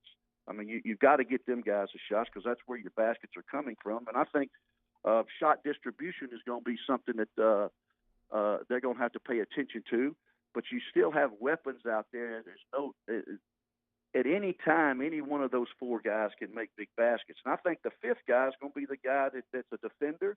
He's not a shot searcher and can score but knows his role. And it's going to be Wyatt, Wilkerson, Manning when he gets back, or LeBlanc. One of those guys will probably fill that 5th spot that fits in with those 4 guys that need baskets and are going to carry the brunt of the LSU scoring this year. I know a guy you must have loved through the first 3 games, or have loved through the first 3 games. It's got to be Sharif O'Neal, huh? Because he's carved out a role of being a rebounder. He's accepted that, and he's been fantastic through the first 3 contests. Well, and he can also make an open shot, but certainly he doesn't look for his shot first. And I think the guy that fits that 5th spot is going to do that. And I made the comment on the post game the other night. I asked Will specifically about the play of Wilkinson. I thought he really played well against Southeastern, knew his role, did the things that are necessary, and Will says, I love him, and he's going to play more for us as this thing moves on. So I think those collection of players, put Sharif in there with Wyatt, Wilkerson, Manning, and LeBlanc when they get back, I think one of those guys is going to really take the minutes at that fifth spot, the one that fits better with the other four players. Always great to hear from you, Coach. Enjoy the weekend and have a great call on Sunday. Thank you for the time. You got it. Thanks, guys. Yes, Thanks, sir. Coach. John Brady checking in this morning as he talks to LSU Hoop back in action on Sunday versus Louisiana Tech. Would you rather Wednesday next? Off the Bench with Jordy Culotta and T-Bob Hebert. ESPN Baton Rouge, New Orleans, Alexandria. Brought to you daily by the Lanois, Lanoix agency.com. Get in touch with Randy, Brian, and David today. I was following BG. I follow BG on Instagram. And if you want to find him on his personal Instagram, he's been through his stories. He's been talking about his business, and he's been picking up some business through his social media on Instagram. So if you want to give BG Lanois a follow there, it's great for keeping up with what's going on with him and Brooks and Riley and his family, but it's also he's there as your insurance agent too, whether you need help with auto insurance, home insurance, business insurance, flood insurance. BG Lanois can take care of it today. David Lanois, Randy Lanois, Lanoix agency.com. LanoixAgency.com, LanoixAgency.com. Yeah, what Jordy's talking about, you see the kind of workflow of BG Company, and you see how they're always working for their customers to try to save them money, customize the best policies for their specific needs, get them the best rates. I love it. You will too. Go to LanoixAgency.com today. In times of need, get a full list of phone numbers, websites, and other important emergency information on the Demco Stormwatch page at 1045ESPN.com. This isn't just another day. It's so much more. Kelly's life was put on hold when her auctioneer primary care doctor discovered a rare blood disorder. Her doctor connected her to an auctioneer care team of cancer, heart, and kidney specialists. With multiple primary care locations around Baton Rouge, same-day appointments, and online scheduling, we're relentless about keeping you healthy. Auctioneer Baton Rouge, innovating healthcare for Kelly. To all of our heroes working on the front lines of this COVID-19 pandemic, your bravery and selflessness represent the very best of us, and we want to say thank you. I'm asking everyone around the state to join me in celebrating the heroism of our healthcare professionals on the 19th of every month at 1900 hours, that's 7 p.m. Write a note of appreciation, make plans to donate to charitable organizations, or say a prayer. To learn more, visit 19thanks.org. Thank you, and God bless. T-Bob Hebert here with breaking news. Front to Back Boat Services is the shop to upgrade your boat tech this fall. With not one but two NMEA certified techs, who better to install your Panoptic sonar, your HD displays. You want to see the fish under the water before you even cast? They have that. Trolling motor you could control with your iPhone? They have that. So what are you waiting for? Get into Front to Back Boat Services right now. Upgrade your boat tech. Make your boating dreams come true. Front to Back Boat Services. You may not know about the 4Kids Foundation, but you've probably heard of the Zurich Classic. And the Zurich Classic exists because of 4Kids.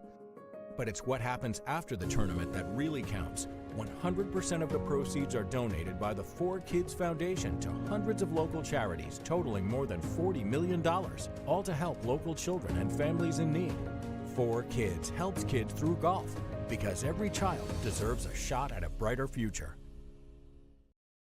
Gulf Coast Bank and Trust is a local bank with a straightforward philosophy. It's about doing the right thing for our customers. Participating in our community with annual local fundraisers. Offering individual attention in a modern banking atmosphere with a trusted local company. Gulf Coast Bank invested in technology with a local touch, giving our customers the power to bank anywhere, anytime. We're building relationships through personal service as the bank that cares about you. Gulf Coast Bank and Trust, the bank that cares about you. I've been doing business with Luba for 25 years. They're dependable, trustworthy. It's just the attention to detail with our clients. Our folks have years and years of experience. They're highly trained professionals. But many companies have that asset.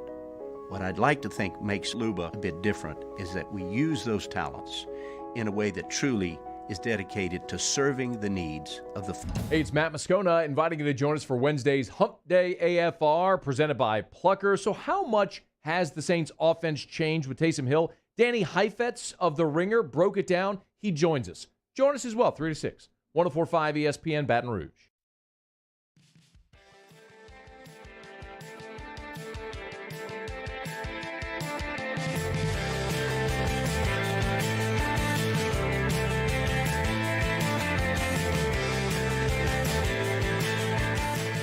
All-Star Toyota presents Off the Bench with Jordy Collada and T-Bob Hebert. ESPN Baton Rouge, New Orleans, Alexandria. The Destroyer only thought she had a full grip on the city down in New Orleans. As she could control everything that happens in the Big Easy. She did not see Naughty Nolans coming last month. It's hard to control man's sexual urges. Super spreader with at least 41 swingers testing positive for coronavirus after last month's New Orleans convention titled Naughty Nolans. After a little bit of research, they have their own Twitter account.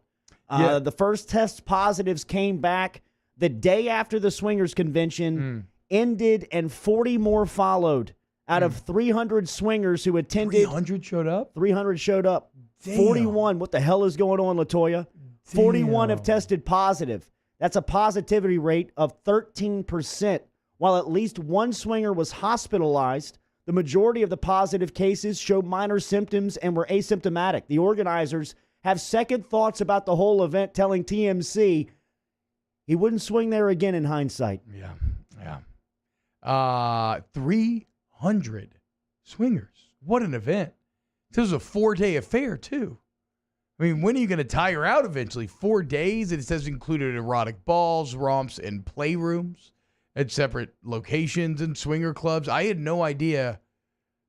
I guess it's always fascinating to me, the things that are out there that exist that you never hear about or know exist, that 300 swingers would be gathering in New Orleans like this. Naughty Nolans event organizer Bob Hannaford told TMZ, the swingers convention did everything it could to try and stay COVID safe. Touchless check-ins, temperature checks, extra sanitizing, wristbands denoting who previously tested negative or had the antibodies test. It wasn't enough to stop the positive test in the aftermath of all the raunchy fun, Bob said. Phase 2. Hey. The hell is going on, LaToya?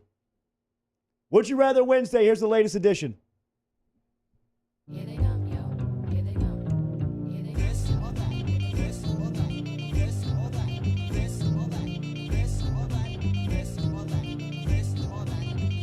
Okay, which would you rather be? Now, what superpower would you rather have? The question is, would you rather date the blind or the deaf? Would you rather drown or be burned alive? Would you rather be overpaid or underrated? Rather you just said thank you and went on your way. I kind of agree with Chris Jarrell. He asked who from the YouTube chat went to the event. I mean, with that many people, like there's a good chance you know someone that under the radar is sneaking through to Naughty and Nolans. Definitely know somebody, because I got to imagine that they're coming in from around the state. Yeah. So there's a possibility that you could be sitting at Thanksgiving table with one of them. You never know. You never know. Family member. Sunday school. Cousin. And they're just thinking about Saturday night. The uncle. Would you rather be forced to sleep outside in the freezing cold with just enough clothes to keep you alive, or sleep in a 100-degree horrible mosquito-infested swamp on a log? Repeat the question. I was swinging. So you are sleeping outside in the freezing cold, but you have enough clothes to keep you alive, just enough clothes to keep you alive. You're going to be miserable. Or you're sleeping on a log in a horrible mosquito-infested swamp, and it's 100 degrees. We've played this game before, boys. I am not going to be cold in any scenario. I'm going to choose the heat over the cold every single time. Yeah. I'm just, that is my mindset. That's a mentality. If you're making me choose between the Arctic and the desert, I'm going desert. If you make me choose between the swamp and the outside and cold air, I'm going swamp. Whatever the elements are, whatever anything around the situation beholds, if one option is hot and one is cold, I'm going to the heat. Now, while I would agree with you 99% of the time, the mosquitoes change everything. Well, I mean, Musa. The mosquitoes change Musa, everything. You live in South Louisiana, man. Yes, and I hate mosquitoes. Yeah. But eventually, you would become so numb to the cold that you might be able to sleep. Okay. If you just continue to get eaten on by mosquitoes for 8 hours, there could be some serious, I guess you could end up getting frostbite. Give me the heat. I have, I'll actually take the heat, but it's just because, I don't know, mosquitoes don't bite me. Somewhere along the line, Now they you've done it. they stopped. No, it's something I don't know what it is. I read somewhere that maybe it's like the alkaline content in your blood or something can affect whether or not mosquitoes attract you. They bite, like my wife will come in, bites all over her legs, nary a single chomp on your boy. Damn. Just not sweet enough. I would take the cold for sure. Would you rather? Really, Dan? Mosquitoes are awful. Okay, there it is. That changes it. If there's no mosquitoes, I'm in for the 100 degrees. Absolutely. Cold weather makes me mad. I mean, it makes me mad too. Aggravates me. But you know what else makes me Annoys mad? me. Oh, no, this morning was Constantly great. getting eaten up by mosquitoes. See, but this morning wasn't that cold. Oh, it was like 30 when I got up. My it was 30 degrees. My I was late this windshield, morning. my windshield was iced over. Had ice but I in it had that late great thing where you wake up a little early, you turn it on, you let it heat up for like 10 minutes, and you get in, and the car's toasty warm. Also Love Toyota. that. Would you rather? Had an in-home visit for an offensive lineman this morning. Would you rather have an erection every time you give a hug, or flatulate loudly every time you give a handshake? I don't know, I man. give more The handshakes boner on the than hug hugs. is that's not good. I give more handshakes than But hugs. you don't think you could maybe pull some kind of quick flip tuck To the action or side. something And not get caught every time you try to hug? I know. Or I mean, I could probably get away with it for a day. Okay, but on Wednesday, you'd be like, bro, but why you do you can keep touching avoid- yourself when you hug? You can avoid I'm hugs. flipping it up, bro. You can avoid hugs. You can't really avoid handshakes. Where I could be like, no, sorry, I'm not a hugger. Or something like that. And I actually absolutely am a hugger. But I can sacrifice hugs. I cannot flatulate every time I go to shake a hand. Well, the hug. I mean, you are just going to ruin any That's the thing. business chances I you have for your shake more life. hands. I do Yeah, think, exactly. I do think that the hug has been one of the biggest losers of COVID. Yeah, it sucks. So, I mean, really and No truly, doubt. it's and the almost handshake gone actually away. for that point. Yeah. That's starting to come back. I'm still kind of pounding people up, but yeah, it does seem like shaking hands come back. So give me the erection. Would you rather crawl through a tunnel full of spiders or swim through a lake full of snakes? Spiders all day. All day. Yeah. That's Yeah. not even close. Yeah. So are we assuming that neither one is poisonous? So this is just like a what you can handle type of deal? And it wouldn't even matter. Really? Yep. I find snakes to be far less creepy than spiders. Oof. Spiders are creepy crawly, dude. I don't Once they know, get man. on you, I mean, you The can never. You feel talk of the about snake. spiders and you can feel them crawling on the back of your neck. I caught a little baby snake in my house the other day, and Nope. Burn it down. yeah, so I thought Inside? it was super cute. Yeah, I had worked its way inside somehow, Burn and I thought it was your house super down. cute. And I was holding it, I was trying to show Kayla. My wife would not. She was blood curdling, screaming, would not come out the room and even put eyes on it, even though I had this thing held like very securely in my hands. Wild to me. I don't know. I don't think snakes are bad. Would you Snakes are rather? like the devil. Yeah, they're It's quite literally the devil. Well, they're quite literally. Yes, I They're guess quite quite literally literally they the are devil. the devil. That is true, I suppose. Would you rather listen to Moscona's hemp commercial on repeat for 24 hours nonstop, or have your or have your eyebrows completely removed with hot wax? I'm due for an eyebrow wax. Another loser during the COVID. That's a lot of wax. It is. My esthetician has been out of the office dealing with COVID concerns and actually came down with a positive test last week. So I'm now at least 14 more days without an eyebrow wax. At this point, I would take the waxing. It's a full wax though. You know that you're waxing your eyebrows off. You're going to be eyebrowless. A lot like my beard. I could shave it this morning and be back by 5. Yeah, I guess that's a good point. Nothing makes you look more odd, I think, than having no eyebrows. Yeah, LSU has a signee in this class. I believe his name is Landon Jackson. Oh, yes. He doesn't have eyebrows. He doesn't have eyebrows. Who was the old UConn player? Was it Villanueva? Yeah, Charlie Villanueva. What's his name? Dobbs from Tennessee. Dobbs. Didn't have Okay, eyebrows. so the fact that we remember the somewhat famous college athletes, right? These kind of like, yeah. You know, they had a little bit, but the fact you remember them shows you the impact of no eyebrows. It's odd. That said, I can't listen to him and Brain do that chant for 24 hours. So give me the eyebrows. I can barely do it for 30. Chant, so realistically, are you in that chant? Whenever I produce the show, I participate in the chant. So I guess just give me the chant. I mean, so he does that with the live read? Wait. Yeah. Realistically, do you have to? If we were to wax your eyebrows, how fast do you think they would grow back? Well, I go every 2 weeks when I'm on schedule. Wow. Yeah. Wow. Okay. So you wouldn't even have to suffer that long then. Would you rather lose a toe or spend 15 minutes every day for the rest of your life looking for keys?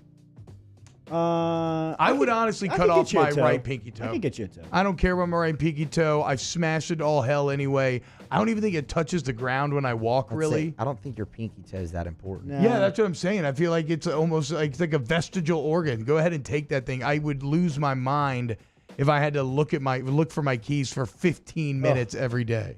I feel like I do that. I feel like I feel like I at least look for my wallet, keys, pin. Yes. Combination of AirPods. Yeah. Something. I've been down to one pod for like 3 months now. Okay. I lost a single pod, but didn't lose Still the hanging other. on. And so I think people think I'm pulling that like kind of a-hole Bluetooth move where I like have like one Bluetooth in, but no, I just don't. I just don't have a second pod. In actuality. I'm irresponsible. Yeah, I put my keys and wallet in the same place every single day. I should probably do that. So I freak out when I cannot find them. Oh, yeah, that's a bad feeling then. I try to do that, and I'm about 60% success rate. I have a place to hang them. It's all on me, though. I have taken my car key off of the main set of keys because I don't like anything in my pocket. So I'll usually use the car key and have it like just solo. I found the car key in the trash can 2 weeks ago.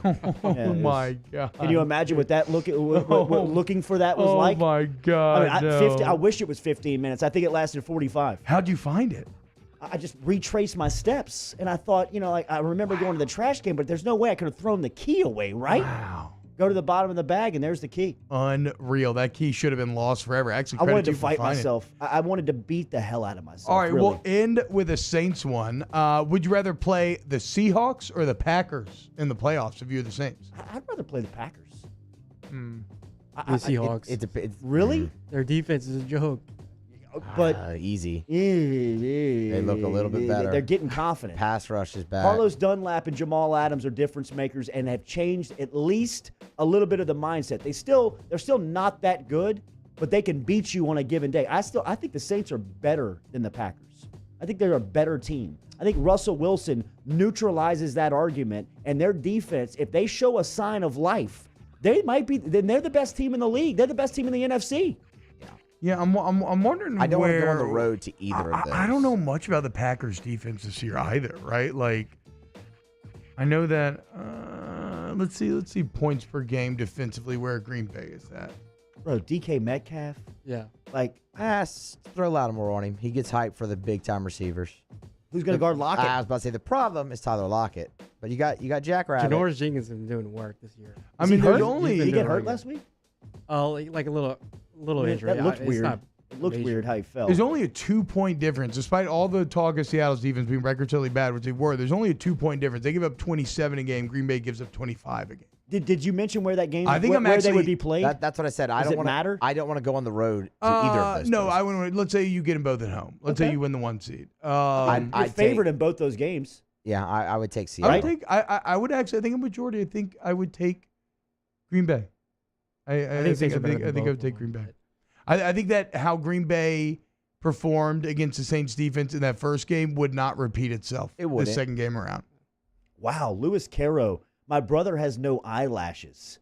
What would look weirder? No eyebrows? No eyelashes or no brows? I feel like you don't really notice people. I like how Louis finishes it with, and that looks weird. So letting you know. Yeah, because I thought I wouldn't notice eyelashes either. But maybe it's one of those things. You know what I always think? It's you like, only notice them when they're not there? Mm-hmm. Why do you notice when someone doesn't have shoes on, but you don't think twice about it when they just have thong flip-flops on? I feel like there's not a lot of maybe it's like a subconscious thing where you just always scan someone and you dismiss it because you see something on their feet, but there's not that much material. And yet it makes all the difference in the world. You feel like someone's being disgusting or a madman walking around barefoot, and then if you just throw a little thong flip-flop on, all is well in the world. I think everybody's just looking for coverage. It's just an interesting dynamic because I've gone into places without shoes and been shocked at how many looks I've gotten. I'm like, well, what if I had flip-flops on right now? You wouldn't be saying anything. OTB, powered by All-Star Toyota, rolling on. Off the bench with Kalana and T-Bob. Brought to you by Go Roof, online at geauxroof.com. Remember, for a free professional estimate, get in touch with the boys today as they can help you out with the residential or commercial plumbing services. If you need roof repair, 927-8300 is the phone number, online at geauxroof.com. geauxroof.com, geauxroof.com. Go to goroof.com today. Look, take advantage of the free professional estimate, okay? 927-8300 is the number, but when you call, when they come out there, they'll let you know where you stand for free. They're going to look at it, no upfront fees, and through that process, you'll get an idea of what it's like to work with them. You'll understand exactly where your roof is and what needs or does not need to be done, and then you make a fully informed decision. And then if you do work with them, they give a 2-year workmanship guarantee, and that's on top of the manufacturer warranty, okay? So huge peace of mind after the fact as well, and you get a beautiful new roof every shingle time. Roof's up. Off the Bench, hanging with Esther and Hanny, after further review and more, are all live daily on the 104.5 ESPN Baton Rouge YouTube channel. Subscribe now to interact with us inside the live chat driven by Bayou Ford. If I built a van,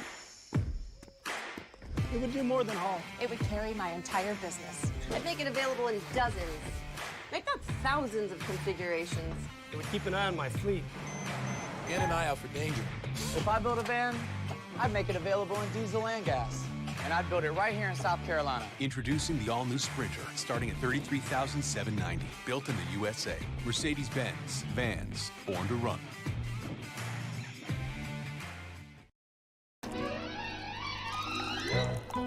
Le posso offrire un caffè? Le posso offrire un caffè? Andiamo insieme da me, non c'è. Call Mr. Electric today for electrical repairs, upgrades, and installations. Are you a licensed contractor? There's lots of good contractors in Louisiana doing work the right way, but unfortunately, too many unlicensed contractors are working outside the licensing requirements. Working as a contractor in Louisiana requires a license for the company doing the work. The Louisiana State Licensing Board for Contractors wants to help you get licensed to allow you to conduct work legally. It's not difficult to get the license. We can help you. Go to lacontractor.org for more information. Licensed contractors, it's the law. Gulf Coast Office Products is a nationally recognized Savin office equipment dealer based right here in Louisiana. Over 100 employees strong, Gulf Coast has the boots on the ground to support all vertical markets, from education, engineering, legal, and finance. With the latest in office technology, from desktop to production segment units, Gulf Coast and Savin have the perfect fit for you. Call 225-756-2644. That's 756-2644 for Gulf Coast Office Products.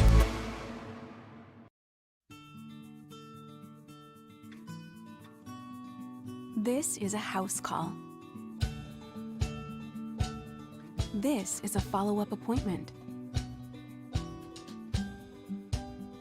This is a diabetes checkup. This isn't just more convenient care, it's more advanced care.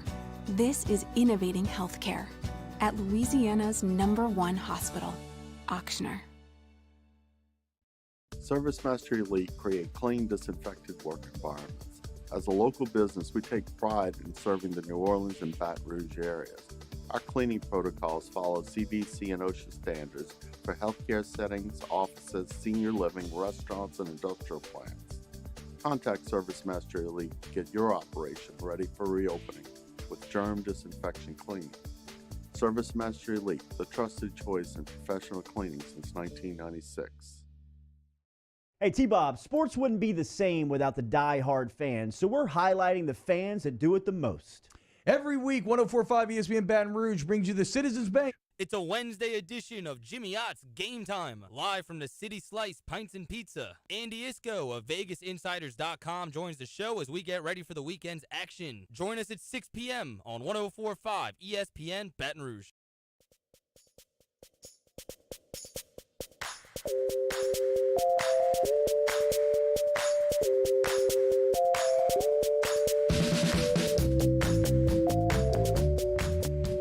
Toyota presents Off the Bench with Jordy Collada and T-Bob Hebert. ESPN Baton Rouge, New Orleans, Alexandria.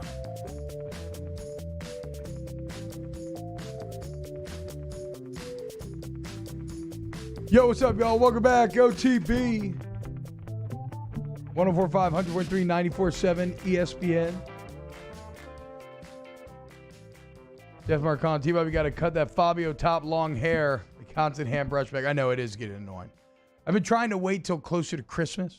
So, you get it cut for the season. You don't have to worry about it again. I'm thinking next week. We can finally deal with this and I won't have to be doing it constantly. It is very frustrating. All right, LSU Bama on Saturday night. Remember, that'll be a 7 o'clock kickoff. 2 o'clock, your coverage starts on Eagle 98.1. LSU had some players speaking with the media yesterday, a part of availability. Here is Jabril Cox talking about a win last week. Last week the defense, small wins within a loss and how they build upon it. Yeah, this is one of our better outgoings as a defense as a whole, and man coverage.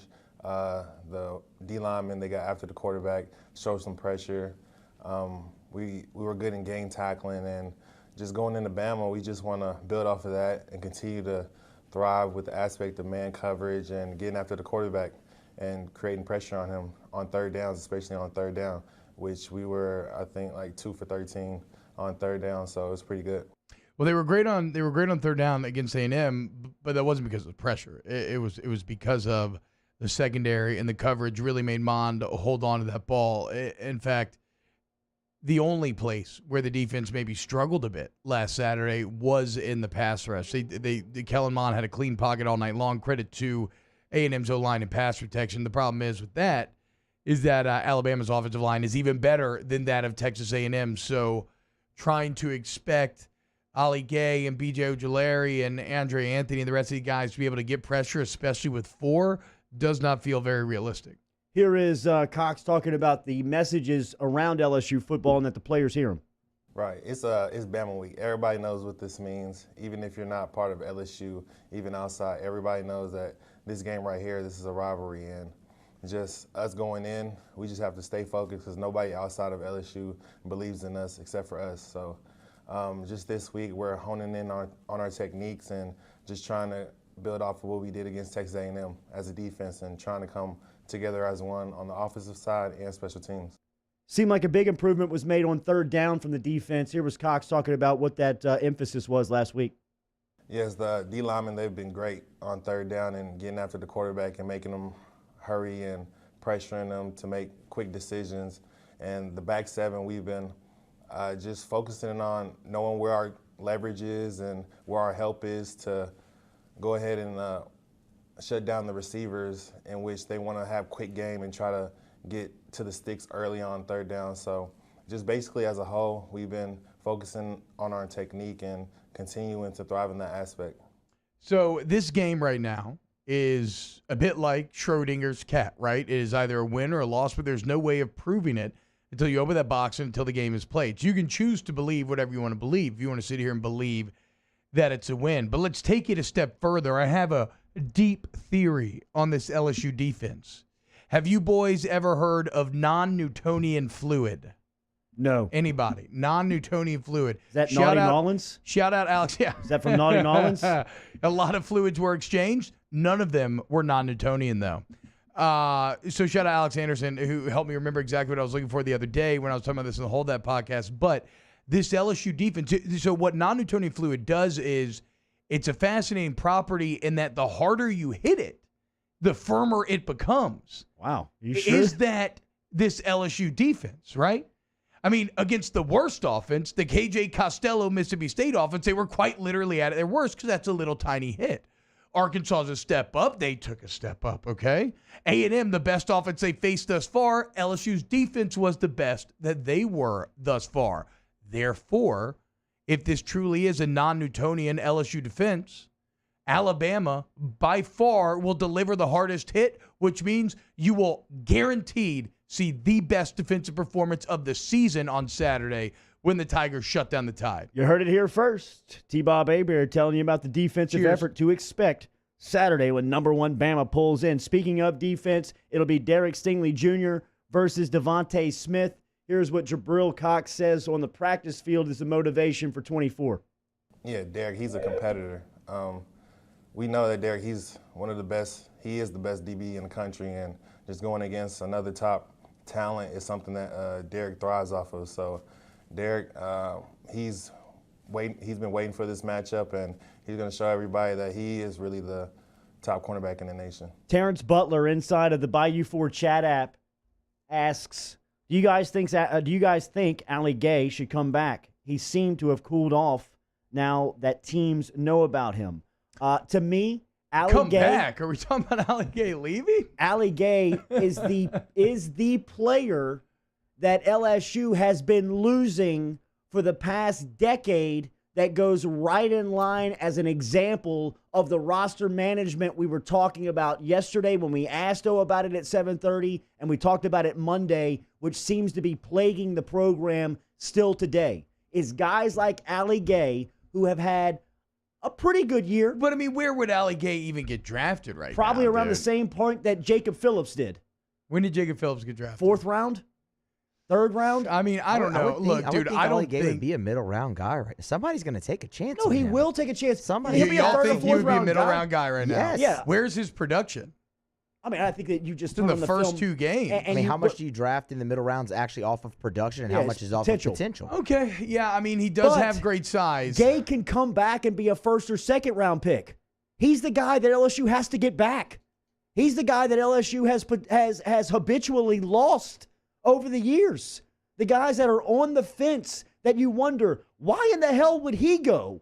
Right? Yeah. When you look at Alabama, when they pull in town, and this type of play, Ali Gay at Alabama doesn't even give thought to leaving or going pro. Ali Gay at Alabama wouldn't be starting this year either. But True, that's true. a But different somebody story. with the same type of production in a draft year like Ali Gay at Alabama ain't even thinking about leaving. Yeah. Because he knows the stock can go up if he comes back for another season. Very true. Gay has to see that. LSU has to sell that. Those two messages have to meet and merge, and they got to get a roster full of those types of players to compete consistency. Verd's been saying it for a consistency. couple months, right, since we first talked to him, is that the main goal has to be able to re-recruit the guys on this team. And Gay is really as many as you can.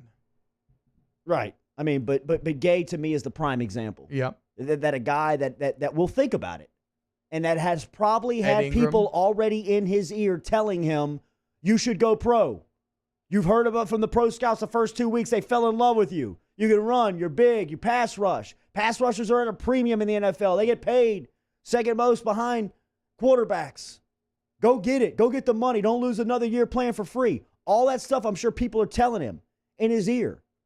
But see, that's even kind of flawed advice, though, right? Because your big money, if you don't get it with the first contract, like there's no guarantee you ever get to a second contract to begin with. So for someone like Ali Gay, where he has that potential, there is an easy counter to that advice, which is guarantee yourself a big payday. Right. Don't try to bank on something as not guaranteed as a second contract, which, look, for the majority of guys, does not happen in the NFL.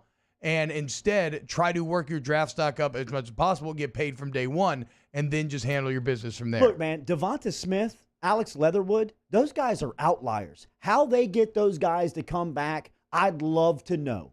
Really and truly. I mean, everybody wants to, they're paying them to come back. Really? I mean, to me, it's just it's more of the greatness of recruiting They hadn't won a that goes championship in since they were like a freshman, right? to Alabama. Yeah. You won another championship. Smith had records on the line. That's Leatherwood- like somebody was comparing Smith and Marshall earlier, and I just don't think the motivations for either are the same at all. Leatherwood was a bona fide first rounder last year in November, right? Devonta Smith could have gone to the combine and probably played his way into the first round. He's definitely a first round pick now. I mean, they're arguing whether or not he's jumped over Chase because of his production in his senior year, and Chase is watching. But these are the guys that LSU has to retain. Ali Gays of the world. Ed Ingram, like you bring up, has to retain Ed Ingram. That's the big one to me offensively. We'll close it out next. Hour 2. Off the Bench with Colada and T-Bob.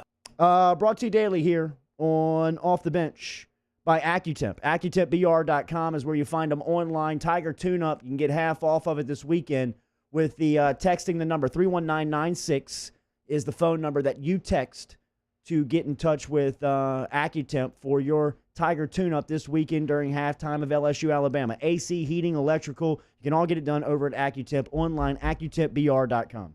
AccuTempBR.com, AccuTempBR.com. Look, hey. If you're looking for some positives this Saturday, okay?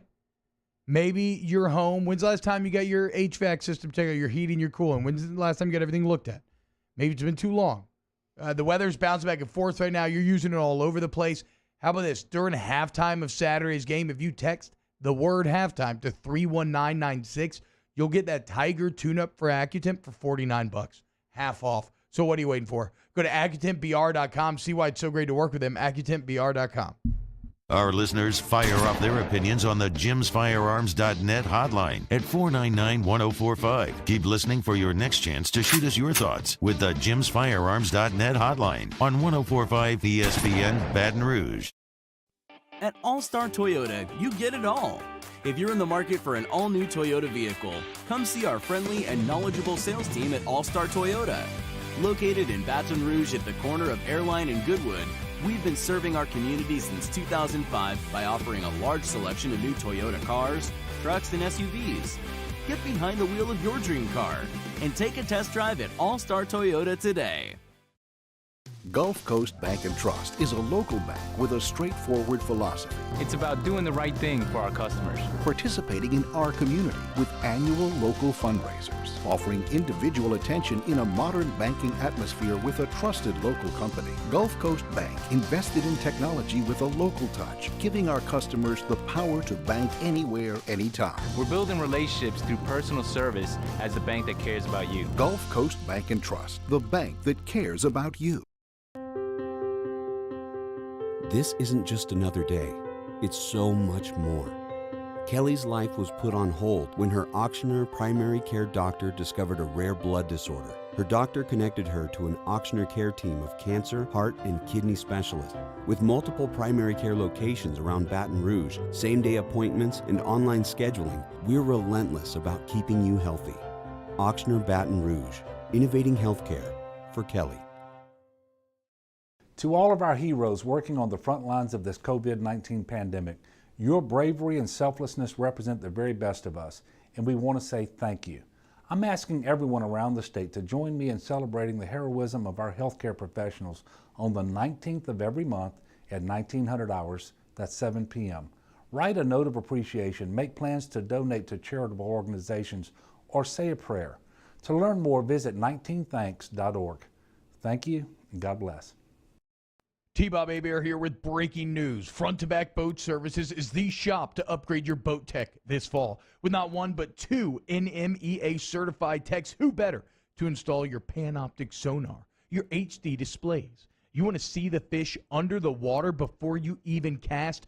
They have that. Trolling motor you could control with your iPhone? They have that. So what are you waiting for? Get into Front to Back Boat Services right now. Upgrade your boat tech. Make your boating dreams come true.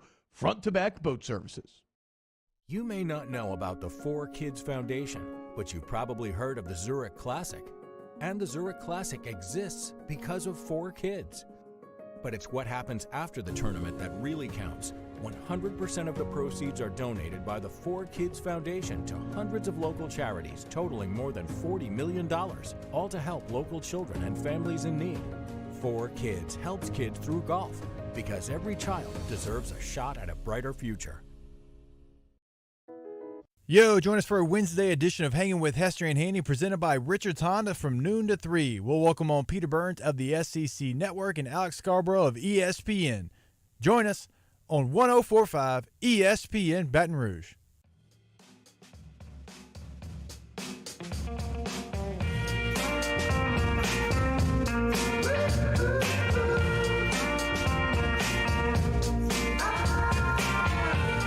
All-Star Toyota presents Off the Bench with Jordy Collada and T-Bob Hebert. ESPN Baton Rouge, New Orleans, Alexandria. Yo, what up? Welcome back. OTB getting ready to kick off OTB OT for the third and final hour of today's show. Adam Hall in the Bayou Ford YouTube chat. Right now, what's LSU's biggest selling point? Even self-promoted. It's kids in the NFL.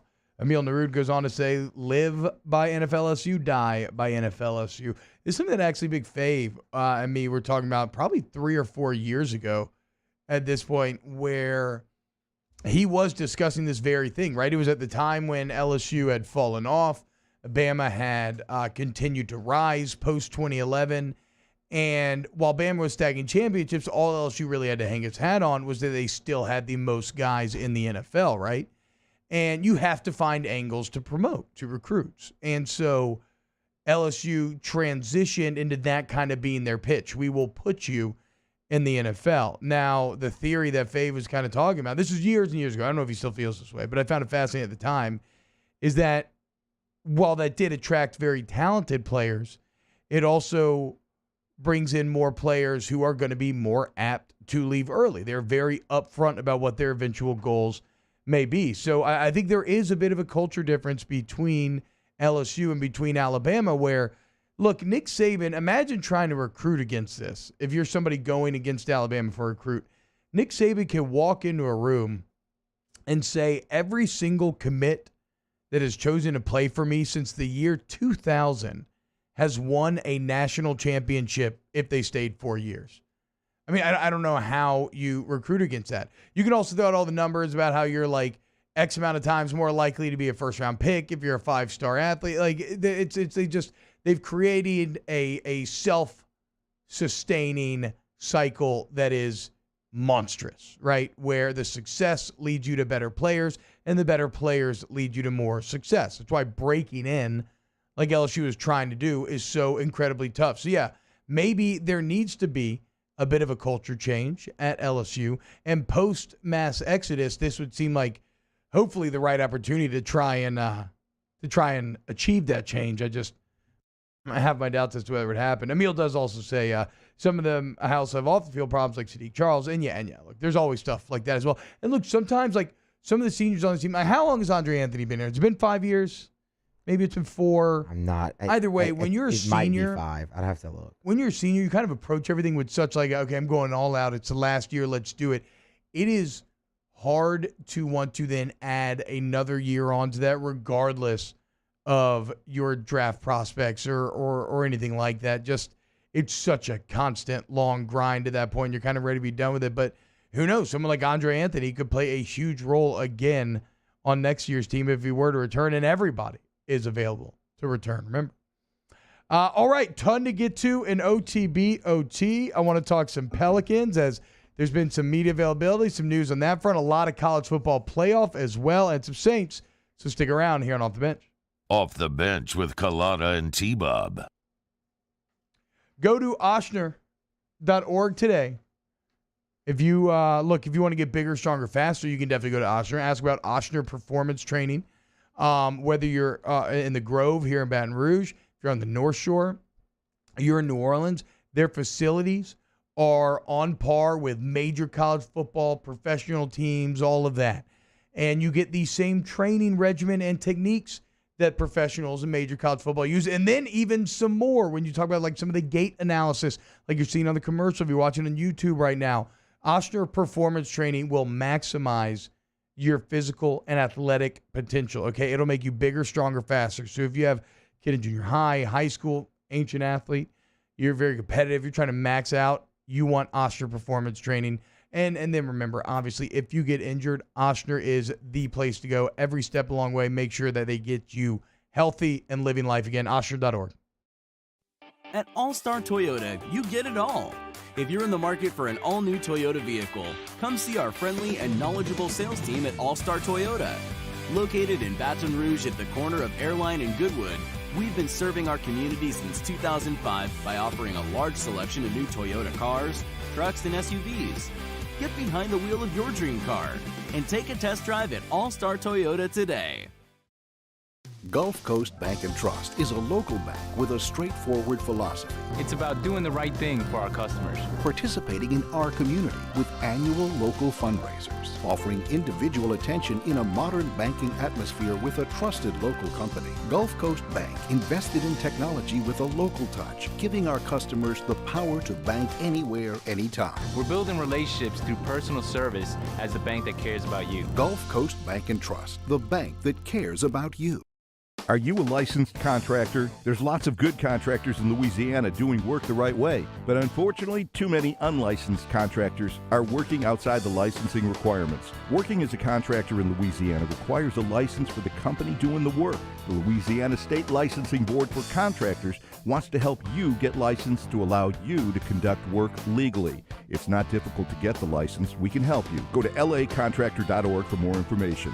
Licensed contractors, it's the law. Gulf Coast Office Products is a nationally recognized Savin office equipment dealer based right here in Louisiana. Over 100 employees strong, Gulf Coast has the boots on the ground to support all vertical markets, from education, engineering, legal, and finance. With the latest in office technology, from desktop to production segment units, Gulf Coast and Savin have the perfect fit for you. Call 225-756-2644.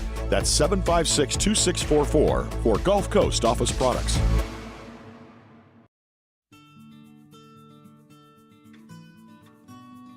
This is a house call. This is a follow-up appointment. This is a diabetes checkup. This isn't just more convenient care, it's more advanced care. This is innovating healthcare at Louisiana's #1 hospital, Auctioner. ServiceMaster Elite create clean, disinfected work environments. As a local business, we take pride in serving the New Orleans and Baton Rouge areas. Our cleaning protocols follow CDC and OSHA standards for healthcare settings, offices, senior living, restaurants, and industrial plants. Contact ServiceMaster Elite to get your operation ready for reopening with germ disinfection cleaning. ServiceMaster Elite, the trusted choice in professional cleaning since 1996.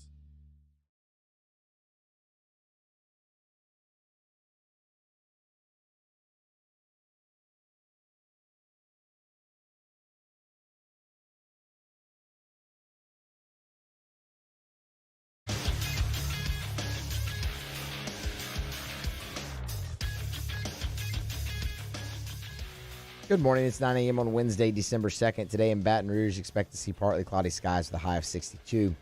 In case you missed hours 1 or 2 of the show, catch that up at the on-demand section at 1045ESPN.com, brought to you by Carriages.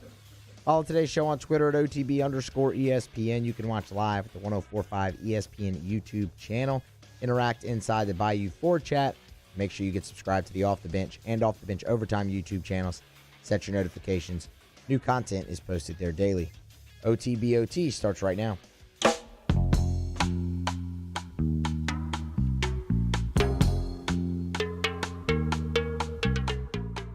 All-Star Toyota presents Off the Bench with Jordy Collada and T-Bob Hebert. ESPN Baton Rouge, New Orleans, Alexandria.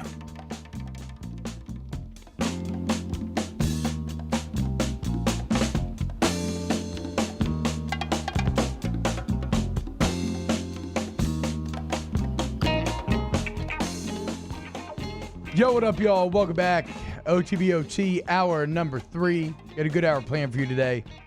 As you said about the dive into college football playoffs, some Saints discussion, some Pelicans talk. We got our NFL weekend preview coming up later, which we even have football today. How fun is that? And we got Jeff Duncan coming by at 9:30. Probably pick his brain about these Saints and Pelicans, as well as it's been announced that the Pels will play on Christmas Day. Brooks Godberry, LSU's drug testing policy plays a factor too. You constantly see guys miss 1 to 2 games because of it, and that never happens at Alabama. Why come back for senior season when you risk a 5 or 6 game suspension? Unfortunately, that is a factor. It's hard to ignore. I feel weird sitting here being like LSU should actively cheat or like cheat the rules or try to get around the drug testing stuff. But I also feel that it's kind of like about college basketball cheating a bit, right? That I think a lot of people are doing it, if not a majority. And that if we're just being ruthless and we're sacrificing our morals and ethics, which unfortunately I'm maybe all too willing to do at times, then stop shooting yourself in the foot and get you guys suspended and kicked out of school for something that is legal in vast swaths of the country and is only getting more legal by the day. And I'd rather have a kid smoke weed and play Madden than go out and get blackout at Reggie's. That doesn't go well. Trust me. I've done both. I know which one is safer. Okay? Not to mention it's getting vastly more legal in the NFL. Look, dude. The NFL, it's already over. I mean, when I played, it was already over 50%. I imagine it's probably only gone up since. They just do the street drug test where it's more of a discipline thing. You know the window you're getting tested in. Can you be clean in that window? If you are, you're good for the year. And maybe you adopt something similar in college. I mean, what does become awkward is, so the school has a drug testing policy, and LSU's is very strict. The NCAA, though, they will test you once a year. And what I think the school's fear would be there is, if they test you at like the bowl game and you fail for weed, you're missing a calendar year from that day. Now, the NCAA threshold is higher than the school, so you can have a tiny amount and not fail. But I think that would be the fear, is that if you're not monitoring your guys, then when the NCAA comes in, you're going to be levied some serious suspensions. But, hey, who knows, man? We've been saying that thing for years, so who knows if any of it will change. Hold the Man says, smoking weed to play Madden got me Super Bowls. Reggie's got me DWIs and C4 explosives. I don't know about the C4 part of that, but everything else sounded right. It sounds like it took a weird turn there at the end. Speaking of weird turns, Ohio State's playoff spot is looking a little shaky right now. We mentioned the earlier stuff with Herbstreit and what he had to say and everything, and whether or not this Michigan game gets played. Of course, if Ohio State misses another game, which even isn't this weekend, maybe not even a guarantee. They're playing. Maybe look it up, or somebody. I thought I read that headline. But if Ohio State misses another game, they will not be eligible for the Big Ten championship. And then you have to ask yourself, okay, are you going to put a 5-0 or a 6-0 without a conference championship? Are you going to put that team in the playoff? And it certainly doesn't feel like it. And what that's led to is some pretty fascinating posturing from the ACC and the SEC. They are salivating at the opportunity to take that spot away. How about this? We could be looking at an all ACC SEC Final Four. And let's see how it could go down. So first, the ACC just announced a schedule change yesterday. They are now posturing themselves to be able to make sure that they can get 2 teams in. How about this? Notre Dame was due to play against Wake Forest on the 12th. Clemson was due to be off. The championship game is on the 19th. Florida State wanted to play Clemson that weekend. The ACC came out yesterday. They rearranged everything. They said, nah, screw it. Notre Dame, you're not going to be exposed to that risk on the 12th. You're no longer playing on the 12th. They moved all these things around Clemson. You're not playing on the 12th. And what it means is that Notre Dame, despite not playing another game, they learned Tuesday they've clinched a spot in the ACC championship. Now, I mean, they're going to win big anyway this weekend, but they don't even have to. So all of a sudden they wake up, they're going to the ACC championship, conference championship, first every year in a conference. How about that? And now when you look, they're protecting by protecting Notre Dame there, not making them play another game on the 12th. I think they limit some COVID risks there. They make sure that both teams are as healthy as possible for that 19th ACC championship, and they just slightly increase the mathematical chances that Notre Dame would still get in even with a loss to Clemson. Where it becomes even more fascinating is this idea of, is Alabama a lock to make it, even if they were lose to Florida? Stuart Mandel was asked this in The Athletic. I said no, but the more I've thought on it, I don't know how it's going to be no, especially if you have them at number 1 this entire time, and they've got a good resume with 2 top 5 wins. It's going to be really tough to try to keep them out. So let's just try to let's just try to go through all the math. And so then if Ohio State doesn't qualify, I think you have two separate situations that make the most sense that would lead to an all AACC and an all SEC Final Four. It could be Bama, Clemson, Notre Dame, Florida, if Florida were to win the SEC. Or if Florida loses the SEC championship, I think you're looking at Bama, Clemson, Notre Dame, and A&M. Then that's if A&M finishes 9-1 and Bama wins the SEC. So I'm not here to look. I don't think anybody should be victory lapping or anything with like how you handle COVID. But there was obviously a lot of debate between who was handling it correctly with the Big Ten and the Pac-12 and the Big 12 versus like, well, the Big 12 handled like the SEC and ACC. They're just not that good at football. But there was a lot of debate between the Big Ten and the Pac-12 and kind of how the SEC and ACC were handling now. And maybe a bit of validation for those Southern conferences if in the end their schedule setup, the time that they built in to be able to rearrange games, to be able to make up games, instead of just having to outright cancel like the Big Ten did, starting earlier than the Big Ten did to give themselves that time, their schedule setup may actually lead to them having a very lucrative playoff with each conference getting two different teams in. Now, we'll see. I mean, there's going to be a massive push for Ohio State to still get in this thing, almost no matter what. And I'll be fascinated to see where it goes. But certainly, if I'm the leaders of either the SEC or the ACC today, I'm feeling pretty, like I said, I think I'm feeling pretty validated about how this all went down. All right, when we get back here on OTBOT, let's go ahead and dive into our NFL weekend preview like we do every day, or every week, I should say at this time. We will open the book on week 13 of the NFL, and then Jeff Duncan coming up to talk Saints and Pels at 9:30. Keep it locked right here, OTBOT. OTBOT. We opened up the playbook and expanded our coverage. Listen daily in high definition on 98.1 HD2. We are 104.5 ESPN Baton Rouge. Gulf Coast Bank and Trust is a local bank with a straightforward philosophy. It's about doing the right thing for our customers. Participating in our community with annual local fundraisers. Offering individual attention in a modern banking atmosphere with a trusted local company. Gulf Coast Bank invested in technology with a local touch, giving our customers the power to bank anywhere, anytime. We're building relationships through personal service as the bank that cares about you. Gulf Coast Bank and Trust, the bank that cares about you. This isn't just another day. It's so much more. Kelly's life was put on hold when her auctioneer primary care doctor discovered a rare blood disorder. Her doctor connected her to an auctioneer care team of cancer, heart, and kidney specialists. With multiple primary care locations around Baton Rouge, same-day appointments, and online scheduling, we're relentless about keeping you healthy. Auctioneer Baton Rouge, innovating healthcare for Kelly. To all of our heroes working on the front lines of this COVID-19 pandemic, your bravery and selflessness represent the very best of us, and we want to say thank you. I'm asking everyone around the state to join me in celebrating the heroism of our healthcare professionals on the 19th of every month at 1900 hours, that's 7 p.m. Write a note of appreciation, make plans to donate to charitable organizations, or say a prayer. To learn more, visit 19thanks.org. Thank you, and God bless.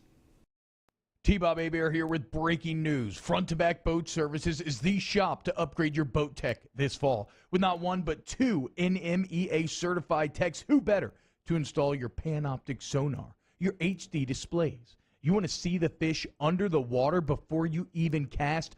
They have that. Trolling motor you could control with your iPhone? They have that. So what are you waiting for? Get into Front to Back Boat Services right now. Upgrade your boat tech. Make your boating dreams come true. Front to Back Boat Services. You may not know about the 4Kids Foundation, but you've probably heard of the Zurich Classic. And the Zurich Classic exists because of 4 kids. But it's what happens after the tournament that really counts. 100% of the proceeds are donated by the 4Kids Foundation to hundreds of local charities, totaling more than $40 million, all to help local children and families in need. 4Kids helps kids through golf, because every child deserves a shot at a brighter future. I've been doing business with Luba for 25 years. They're dependable, trustworthy. It's just the attention to detail with our clients. Our folks have years and years of experience. They're highly trained professionals. But many companies have that asset. What I'd like to think makes Luba a bit different is that we use those talents in a way that truly is dedicated to serving the needs of the folks who depend on us. At All-Star Toyota, you get it all. If you're in the market for an all-new Toyota vehicle, come see our friendly and knowledgeable sales team at All-Star Toyota. Located in Baton Rouge at the corner of Airline and Goodwood, we've been serving our community since 2005 by offering a large selection of new Toyota cars, trucks, and SUVs. Get behind the wheel of your dream car and take a test drive at All-Star Toyota today. Are you a licensed contractor? There's lots of good contractors in Louisiana doing work the right way, but unfortunately, too many unlicensed contractors are working outside the licensing requirements. Working as a contractor in Louisiana requires a license for the company doing the work.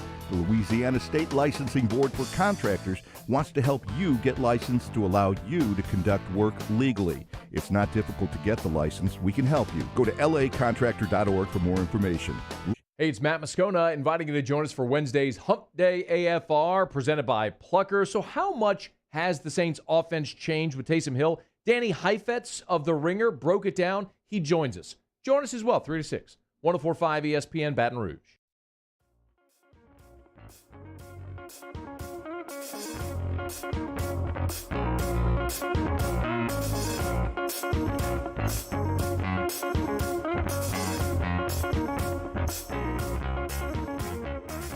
OTB OT with T-Bob Hebert, ESPN Baton Rouge, New Orleans, Alexandria.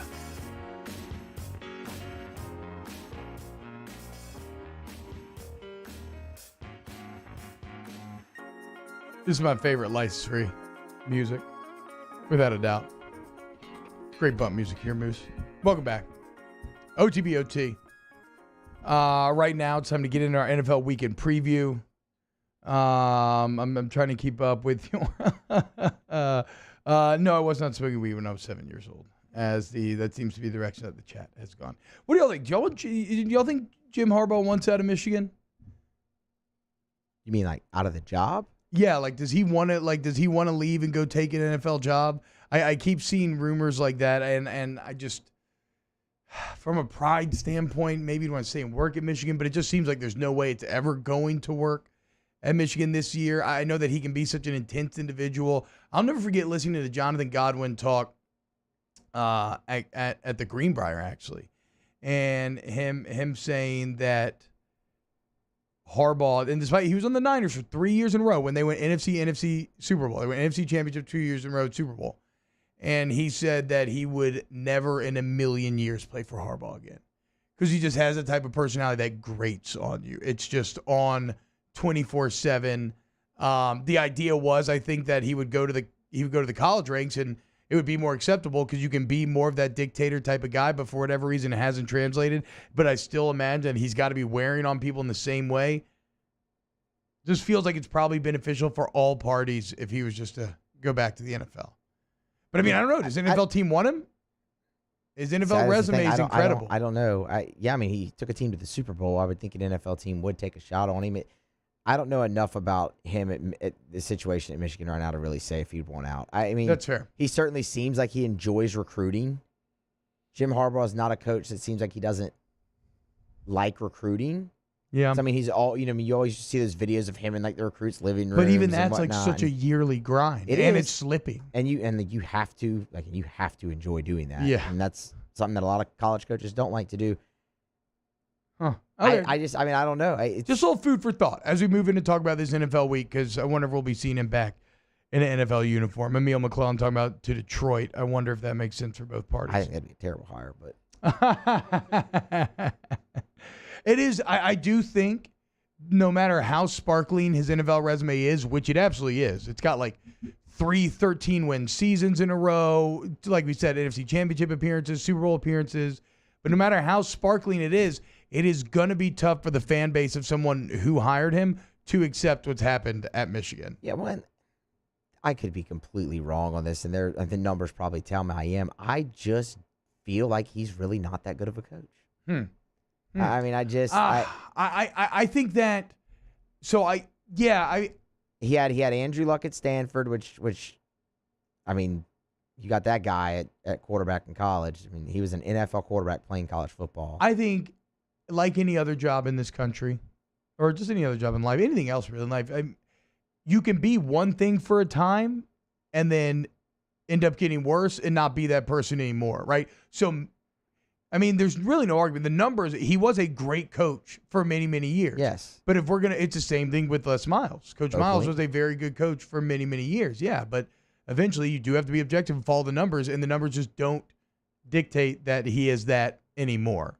But that said, nobody loves a retread hire like the NFL. Yeah. Look at Adam Gase getting hired to the New York Jets. That would be the best. Harbaugh to the Jets. Hey. Oh, my God. I mean, that could... Is that the most toxic pairing you could possibly imagine? Haney laid out a pretty compelling argument for that on, was it post-game show this past week? I don't know. By 1 a.m., my brain, I think I was bleeding out of my ears. It was post-game show when we were going through the scoreboard and talking about Michigan. Oh, man, that's kind of fascinating. All right. Let's get into then, Moose. Give me a little bed music here. Let's get into our NFL weekend preview as we prepare to actually close the book this afternoon on Week 12 and open up Week 13. We currently look at the NFL. You got the Giants leading the East, Seahawks in the West, Packers in the North, Saints in the South. Top 3 wild cards right now would be Rams, Cardinals, and Bucks. That's in the NFC. In the AFC, the Bills are at 8-3 in the East, Chiefs at 10-1 in the West, Steelers 10-0, maybe 11-0 by day's end in the North, and the Titans currently lead the AFC South. Titans with 2 wins in a row have done a nice job of winning back a lot of real estate that we had given up on them. As far as the wild card goes, the Browns at 8-3, sitting first in line, and they're followed by the Colts and the Dolphins at 7-4. What an exciting! I mean, just think about those 2 playoff pictures. What a different and exciting year now that finally the Brady-Belichick pairing has been broken up. So what do we got on the docket this weekend now that we know the stakes? You kick it off Sunday at noon. Well, actually today, Ravens-Steelers at 2:40, but we think Steelers win that. Ravens probably drop 6-6. Ravens are dangerously close to falling off the pace. Depending on what happens today, they might be off the pace. Yeah, and you know what? I was going to say I've been of the mind that a 9-7 record is guaranteed to make the playoffs, but with how good the AFC currently sits, with 7-4 being the last wildcard spot, yeah, maybe not. Maybe it still is 10-6, and it's going to be really tough for whatever. That's going to be really tough for Baltimore if they lose today. That's their last hard game. After that, it's a pretty easy schedule for the Ravens. They got Cowboys, Browns, Jaguars, Giants, and Bengals. Okay, Browns are interesting in that mix, but everybody else they should beat. Yeah. So if they can get by today, or maybe if they lose today, they still have enough to get back to that 10-6 spot. Saints-Falcons at noon on Sunday. I'm not going to lie, I'm a bit worried about this one. You're going to Atlanta. You have an Atlanta team that's playing much better. I do think that the Saints have a bit of that old man strength on Atlanta, where they're just kind of in their head, especially the Atlanta offensive line. But it's just so hard to think about them dominating them as heavily as they did a couple of weeks ago, especially when the Falcons just beat the Raiders' ass last Sunday. And it's not just that. Like you said a couple weeks ago, they just saw Taysom Hill. Yeah. So, yeah, that's true. They had no tape on him. It was the first time. How do they adjust to him now after what he just did to them last 2 weeks ago? That is, and look, I know there's going to be there's a lot of talk about, well, what did he execute the game plan like they wanted, or was it just a bad offensive performance from last week? It wasn't inspiring going forward. No, it definitely wasn't inspiring after they just saw him 2 weeks ago. I do think this is kind of interesting, though. The Saints had to reveal nothing on Sunday. Like, in terms of how they want to use Taysom, whatever other tips and tricks Sean Payton has made, and you know he makes them every week, they didn't have to do any of that Sunday. So you still have a little surprise left in the arsenal, but certainly less than 2 weeks ago. What else, though? I mean, the first week you had him out there, you ran your offense, a lot of play action, and you he threw the ball, he ran the ball a little bit. Last week was the Taysom Hill offense. I mean, what else really is there? The biggest mistake you could make would be to underestimate Sean Payton's offensive creativity. Fair. So I'm just I can't have those answers because I don't know what else there would be. I just know that he has other stuff, especially when you hear the story about when they learned about the Broncos quarterback situation last week. They changed the game plan. Hill said it. Peyton said it. They definitely played it a bit more conservatively. Latavius Murray, I feel like he's you called the Danny Latavius Murray game. You've been one day. You got it on Sunday. Whenever they get that 1-2 punch, it's just their Saints offense is like a machine. It doesn't have to look pretty, but it wins the games for sure. It's really hard to stop the Saints from running the ball right now. I mean, now that you have Kamara, Hill, and Latavius Murray all threatening you in different ways, Hill adding a guy to the scheme when you talk about the advantage of a running quarterback. So, I don't know. I've been consistent saying that the Saints will 1-1 the Falcons games, so I'll just stick with that. But I hope that I'm wrong there. Browns at Titans on Sunday.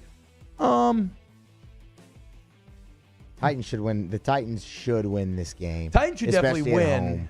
The Browns are not very good, and they've been scraping by against bad teams. But credit to them, they're still 8-3. I just don't know that this actually means a lot to either, because the Browns have I guess it means more to the Titans in the AFC South race. The Browns are in a great spot for the playoffs, and they're no threat to win the North. Like they're not going to beat the Steelers, so it doesn't really matter for them if they lose this game. The Titans, though, definitely need to keep pace over the Colts. You got Lions, Bears, nothing there, nothing theirs. Bengals, Dolphins. The only thing really relevant there is the Dolphins are just going to try to move to 8-4 and a golden opportunity to do so. Jags, Vikings. Eyes on the Vikings. Eyes on the Vikings, Saints fans. You're heading for a collision course Christmas Day. Pelicans going to start you off at 11 a.m. that day. Vikings at night. Again, a Vikings team that is trying to fight its way for that last wild card spot. And if you're a Saints fan, I mean, how could you not just want to square up with them and get a little revenge? So I've been watching the Vikings just to know kind of where they sit. And you got to imagine they beat Jacksonville. Take one step closer to maybe getting back in the playoffs. Colts, Texans, big one for the Colts here. Just Texans have been playing better lately. They've managed to kind of fight and scratch and claw their way to 4-7. The Texans are representative of me of what Booger talked about earlier, although I can sit here and be like, where's your motivation when you're not making the playoffs? You're not this. The motivation, like Boog said, and so clearly laid out, if you should have seen, it's the millions of dollars, right? And it's the fact that every single game is a tryout opportunity to try to continue to make millions of dollars playing football. And the Texans have shown that with some of their wins recently. That said, I think the Colts take care of business here, move to 8-4 themselves. Raiders at Jets. The Raiders have been one of the most mercurial teams of the year, but I think they bounce back here, obviously. The Jets move to 0-12. Jets, I would hope so. Yeah, the Jets move to 0-12. If you lose to the Jets, do you get fired? Like, is that just a rule this year now? If you're a head coach, you lose to the Jets? Maybe if you don't have that contract that Gruden's got. Yeah, right. No, even Gruden. That's how bad Adam Gase and the Jets are, that even John Gruden with his 10-year guaranteed deal would get fired if he loses on Sunday. I don't know about that. New York Giants at Seattle Seahawks. Colt McCoy, division-leading New York Giants. Gotta have it. Not really, because sure everybody else will lose in the division as well. Really, you're just watching this game for Seattle. You got to look at the teams that you think you're going to be with at the end, and Seattle's right there, and they probably move to 9-3 after this one. A little attrition in the NFC West, a little Rams-Cardinals action. And where's that currently at? Rams bounce back. That's the Rams. So the Rams are a game up on the Cardinals. Interesting here. Not quite a make it or break it spot for the Cardinals, but not too far off. They'd end up 6-6 if it's a loss. That's what I'm saying. Stabs pushing out 6-6. It's going to make it tough. That'd put them on the outside looking in. Exactly, right? And the Rams, on the other hand, need this game to try to keep pace with the Seahawks and maybe give themselves a chance to win that division. I don't know that I have a clear read on this game, though, because both teams have been so up and down this year. I don't know, but it's a great matchup. I think the Rams bounce back. You think so? Yeah, I think the Rams bounce back in that game. Yeah, I got Rams bounce back. Okay. And this is their first game. They got to play them a second I feel like every time, though, we think that the Cardinals aren't actually good, then they rattle off two impressive wins in a row. It's not that I don't think they're good. I just think the Rams pass rush can make life hard on Kyler Murray. And Bill Belichick showed what you can do when you make it hard on Kyler Murray. The Patriots at Chargers, nothing. Eagles at Packers, nothing. Well, if you're a Saints fan, just watch the Packers and then maybe watch the Packers. What, T-Bob? Well, just watch them destroy Philly, so we can get a better idea of who you're who you would rather face, or who you think should is the biggest threat for the 1 seed. But yeah, the Eagles are going to get twerked on. Don't base anything off of the Eagles game. Well, okay, don't make any grand sweeping conclusions, but it's a scouting mission. Yeah. It's some light reconnaissance, if you will. Broncos at Chiefs. Nothing there, except that's a classic AFC West matchup, actually, just in terms of like brands and everything. But yeah, it's in Arrowhead. It's Sunday Night Football. Pat Mahomes is probably going to throw for like 17 touchdowns. And I guess the Broncos will have Drew Lock again. Yeah. Their quarterbacks are all cleared. 3 of them are cleared. That news came down yesterday. That's a tough Sunday Night Football game. So I man. kind of love this. As we're going through the schedule, something's becoming readily apparent, which is currently the NFC East. 4-7, 4-7, 3-7-1, 3-8. I don't see a single NFC East win on this schedule this weekend. So the Giants will lose to the Seahawks. The Eagles will lose to the Packers. The next game on this list, Monday at 4 p.m., Monday night doubleheader, you got Washington football team in Pittsburgh, so they're going to lose. That's not going to go well. And then on Tuesday, you have Cowboys in Baltimore. Yeah, and you have to think that they're going to lose. That's probably an 0-4 week for the NFC East. So we're going to probably be looking at 4-8, 4-8, 3-8-1, and 3-9 with Colt McCoy leading the division with the New York Giants at 4-8. That is, God, you got to love record-settingly bad mediocrity like that. And the final game of the docket, the Monday night one, this will be at night, Monday night doubleheader. So Washington FT Steelers Monday afternoon, then Bills Niners that night. Hugely important for the Buffalo Bills here. And the San Fran team is an odd team that punches up at random this year. Kyle Shanahan doing a hell of a job given everything they've had to overcome. That said, with the Dolphins almost having a guaranteed win, the Bills need to win to keep pace and stay atop the AFC East. There is your NFL preview. Coming up next, talking to Jeff Duncan about the Saints and the Pelicans. Keep it locked right here on 104.5. OTB, OT. If you love Off the Bench, you probably love Hooters. Why? Because we all bring the same elements to the table. Wings, beer, sports, televisions, Hooters girls. Both me and Hooters girls have a lot in common, okay? And so the same way that you show up here to hang out with me, maybe you go to Hooters to go hang out with them. And you get some beers, you eat some delicious wings while you're there. Check out the new renovations at Seagans, the new floors, bar tops, televisions. Be blown away, right?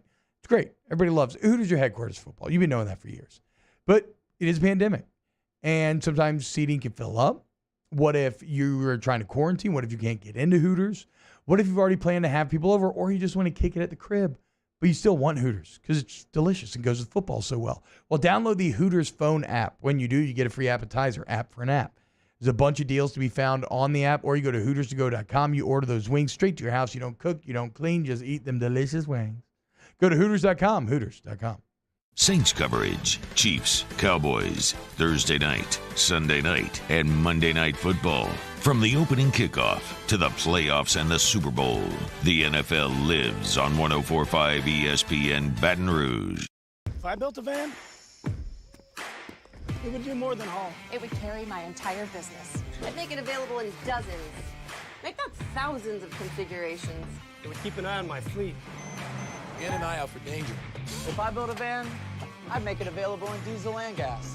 And I'd build it right here in South Carolina. Introducing the all-new Sprinter, starting at $33,790. Built in the USA. Mercedes-Benz. Vans. Born to run. You know someone who sets a good example for all of us to follow? Someone who shows leadership, selflessness, and service to their community without being asked? We think that's the definition of a good citizen, and so does Citizens Bank and Trust. If you know someone who exhibits all of these qualifications, nominate them for a Good Citizen Award, and they could receive $500 from Citizens Bank. And we'll recognize them here on the show. Get the details at citizensbankandtrust.com, and then nominate your good citizen.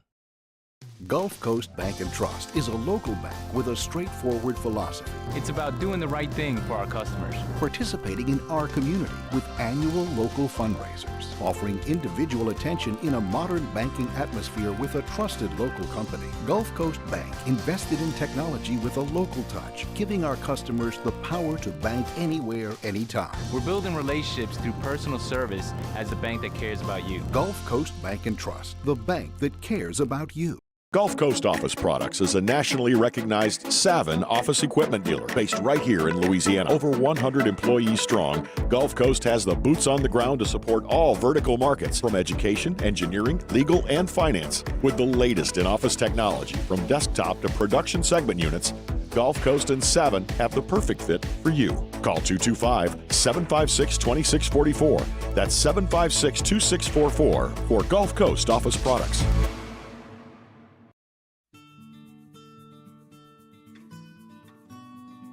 This is a house call. This is a follow-up appointment. This is a diabetes checkup. This isn't just more convenient care, it's more advanced care. This is innovating healthcare at Louisiana's #1 hospital, Ochsner. ServiceMaster Elite create clean, disinfected work environments. As a local business, we take pride in serving the New Orleans and Baton Rouge areas. Our cleaning protocols follow CDC and OSHA standards for healthcare settings, offices, senior living, restaurants, and industrial plants. Contact ServiceMaster Elite to get your operation ready for reopening with germ disinfection cleaning. ServiceMaster Elite, the trusted choice in professional cleaning since 1996. It's a Wednesday edition of Jimmy Ott's Game Time, live from the City Slice Pints and Pizza. Andy Isco of VegasInsiders.com joins the show as we get ready for the weekend's action. Join us at 6 p.m. on 104.5 ESPN Baton Rouge.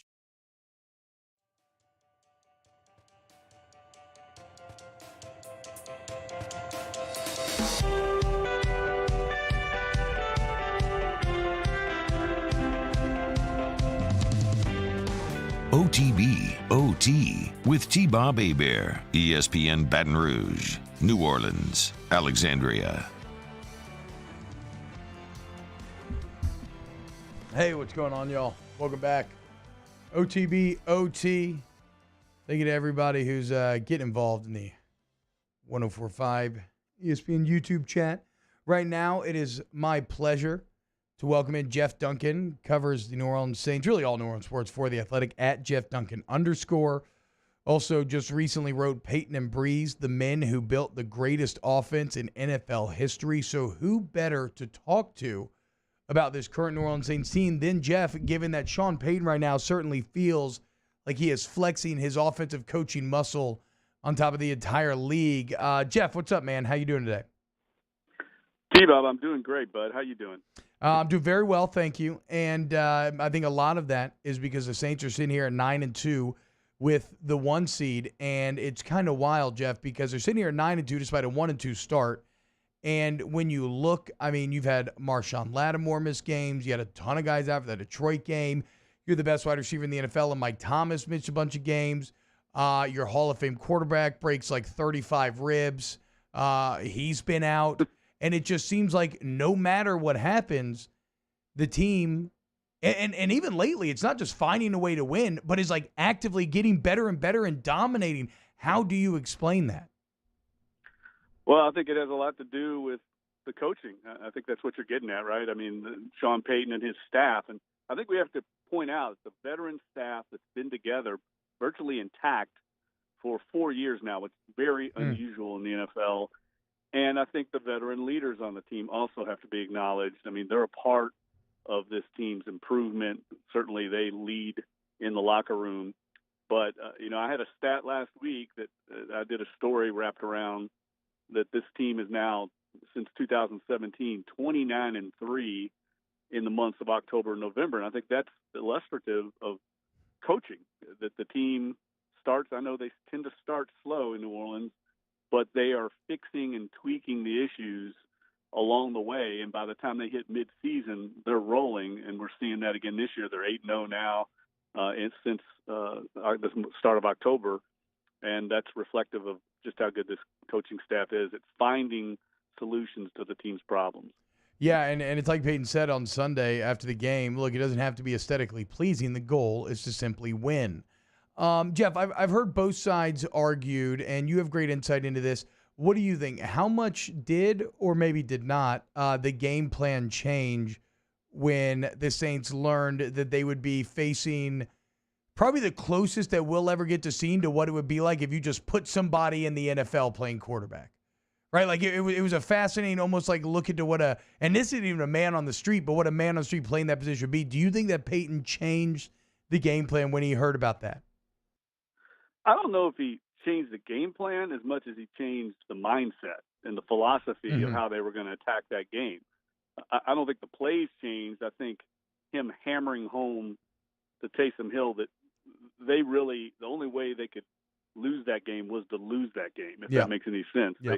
They could not afford to make things easy for the Broncos through turnovers or costing mistakes.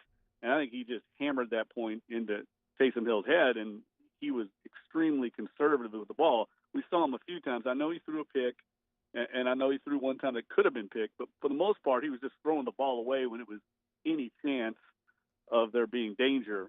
And I think that mindset, was reflected in his statistics and passing numbers. I mean, they were pretty sobering.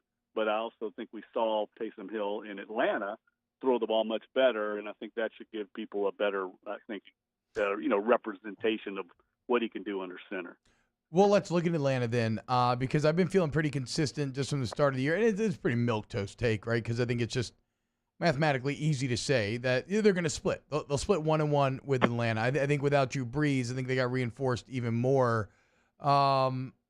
And the Falcons are odd right now. They're playing better, but they didn't look any better against the Saints 2 weeks ago. How are you feeling about matchup part 2 Sunday afternoon?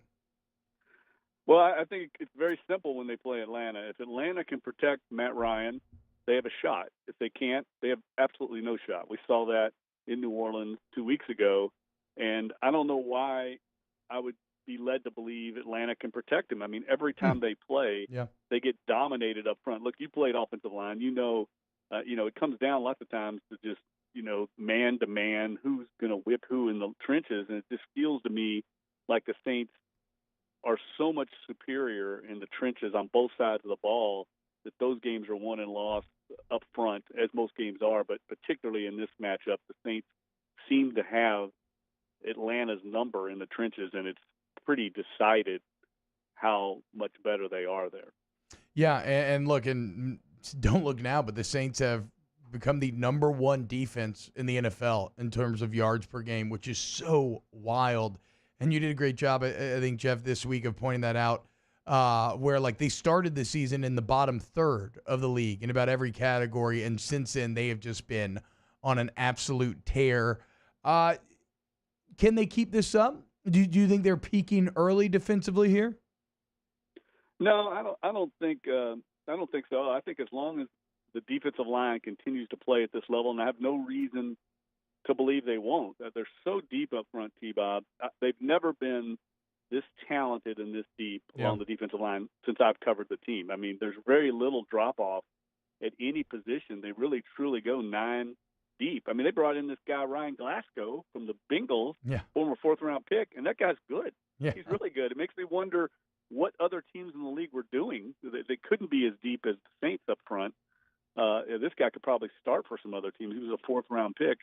They have a luxury of riches along the defensive line, and the way Quan Alexander's fit in alongside Demario Davis, I think they've solved their issues on the back end. They're playing much sounder back there.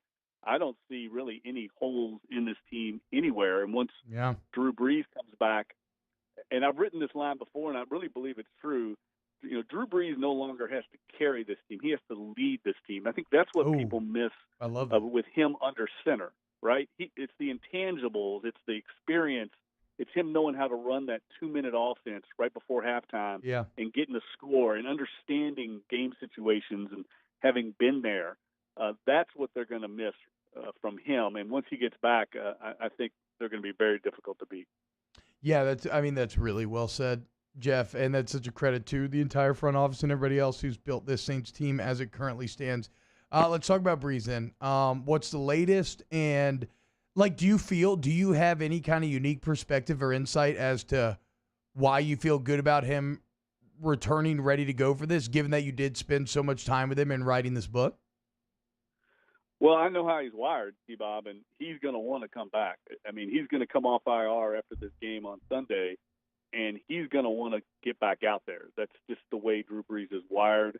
I think getting Wally pipped to some degree in San Diego has always sort of burned into his, cerebral vortex. But he, I think, would be smart to take it easy. In this situation, I think Mickey Loomis, Sean Payton, they have to understand, look, they're in for the long haul here, the big picture. If this team keeps winning, and let's face it, I mean, Philadelphia is something of a dumpster fire right now. Can you go to Philadelphia and win with Taysom Hill? I think you probably can. Give him another extra week. So I think those are the discussions that are going to be going on next week in the Saints offices. Is it worth it to put him under center or give him another week to heal up for that big showdown against Kansas City in the Dome? Do you give any credence to the idea that maybe, when this is all said and done, it ends up being some weird, twisted blessing? And maybe it ends up costing you the one seed or something like that, and this isn't the case, but is there the potential that it ends up being some weird blessing in disguise where Breeze is actually, fresher than he would be given his age going into the final portion of the season? Yeah, why not? I think it's a very legitimate statement, and I think it could very well be true. I mean, let's face it, he's 41 years old. We know that this season can take a toll. We're seeing it, I think, play out in Tampa. I mean, Tom Brady is not playing well right now. He's playing much worse than he was earlier in the season. So I think it definitely could be the case. And I think we also have to point out, T-Bob, and you alluded to it a second ago, the front office, the pro personnel department, Terry Fontenot, Jeff Ireland, head of college personnel, and assistant GM, they've done just a tremendous job of stocking this roster. I mean, they're so deep. When they've had these injuries, they can bring in players that are quality NFL players, guys like Nick Easton that aren't starting, but they're good enough to start in the league, and it just goes on and on. Patrick Robinson steps in for Lattimore, and there's no drop-off. It happened when Mike Thomas went down. Latavius Murray is the backup running back who runs for 120-something yards. They just have so much talent right now, and that comes from constantly grinding the bottom of the roster, constantly not letting up in personnel evaluations and bringing in talent.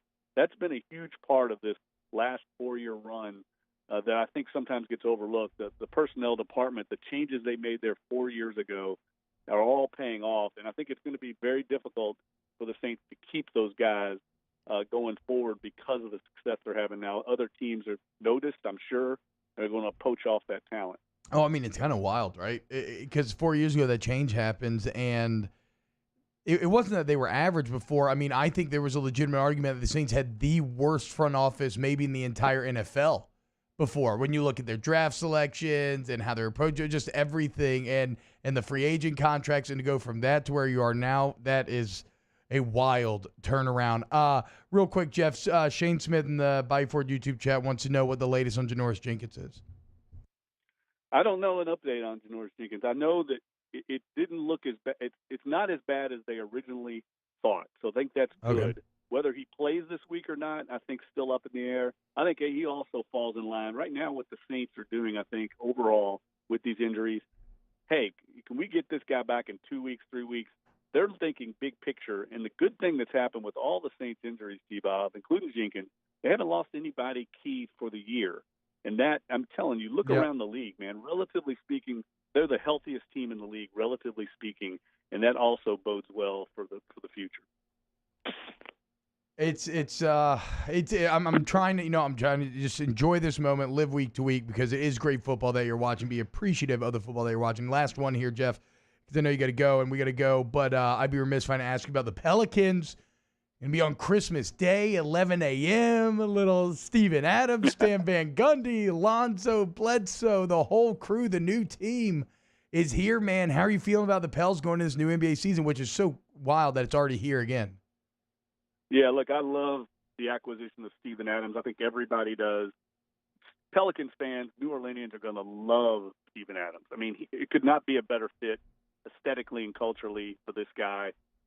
He's kind of going to be the enforcer in there. He's a glue guy, does all the little things. Let's face it, the two pillars are Zion and B.I., and everyone is going to be – it is acquired since then is built around those two tent poles.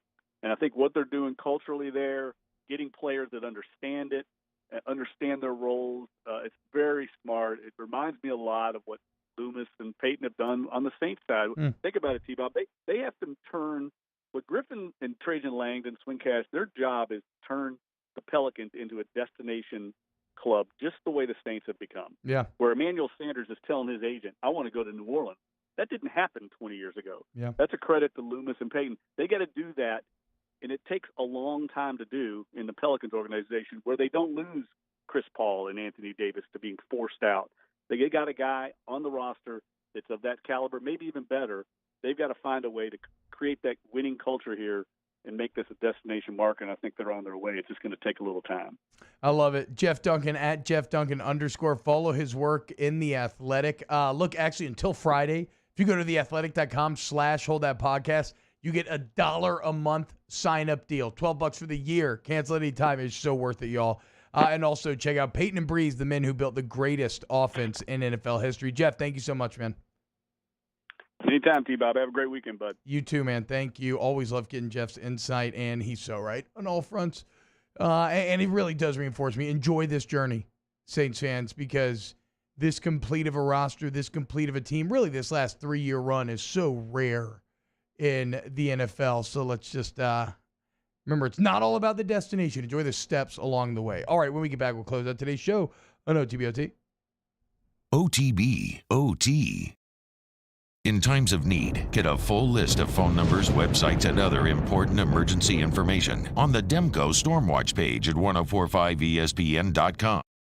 Gulf Coast Bank and Trust is a local bank with a straightforward philosophy. It's about doing the right thing for our customers. Participating in our community with annual local fundraisers, offering individual attention in a modern banking atmosphere with a trusted local company. Gulf Coast Bank invested in technology with a local touch, giving our customers the power to bank anywhere, anytime. We're building relationships through personal service as the bank that cares about you. Gulf Coast Bank and Trust, the bank that cares about you. This isn't just another day. It's so much more.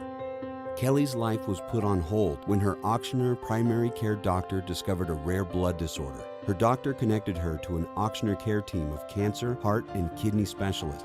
With multiple primary care locations around Baton Rouge, same-day appointments, and online scheduling, we're relentless about keeping you healthy. Auctioneer Baton Rouge, innovating healthcare for Kelly. To all of our heroes working on the front lines of this COVID-19 pandemic, your bravery and selflessness represent the very best of us, and we want to say thank you. I'm asking everyone around the state to join me in celebrating the heroism of our healthcare professionals on the 19th of every month at 1900 hours, that's 7 p.m. Write a note of appreciation, make plans to donate to charitable organizations, or say a prayer. To learn more, visit 19thanks.org. Thank you, and God bless. T-Bob Hebert here with breaking news. Front to Back Boat Services is the shop to upgrade your boat tech this fall. With not one, but 2 NMEA certified techs, who better to install your Panoptic sonar, your HD displays. You want to see the fish under the water before you even cast? They have that. Trolling motors you could control with your iPhone? They have that. So what are you waiting for? Get into Front to Back Boat Services right now. Upgrade your boat tech. Make your boating dreams come true. Front to Back Boat Services. You may not know about the 4Kids Foundation, but you've probably heard of the Zurich Classic. And the Zurich Classic exists because of 4 kids. But it's what happens after the tournament that really counts. 100% of the proceeds are donated by the 4Kids Foundation to hundreds of local charities, totaling more than $40 million, all to help local children and families in need. 4Kids helps kids through golf, because every child deserves a shot at a brighter future. I've been doing business with Luba for 25 years. They're dependable, trustworthy. It's just the attention to detail with our clients. Our folks have years and years of experience. They're highly trained professionals. But many companies have that asset. What I'd like to think makes Luba a bit different is that we use those talents in a way that truly is dedicated to serving the needs of the folks who depend on us. At All-Star Toyota, you get it all. If you're in the market for an all-new Toyota vehicle, come see our friendly and knowledgeable sales team at All-Star Toyota. Located in Baton Rouge at the corner of Airline and Goodwood, we've been serving our community since 2005 by offering a large selection of new Toyota cars, trucks, and SUVs. Get behind the wheel of your dream car and take a test drive at All-Star Toyota today. Are you a licensed contractor? There's lots of good contractors in Louisiana doing work the right way, but unfortunately, too many unlicensed contractors are working outside the licensing requirements. Working as a contractor in Louisiana requires a license for the company doing the work. The Louisiana State Licensing Board for Contractors wants to help you get licensed to allow you to conduct work legally. It's not difficult to get the license. We can help you. Go to lacontractor.org for more information. Licensed contract. Yo, join us for a Wednesday edition of Hanging with Hester and Handy, presented by Richard's Honda from noon to 3. We'll welcome on Peter Burns of the SEC Network and Alex Scarborough of ESPN. Join us on 104.5 ESPN Baton Rouge.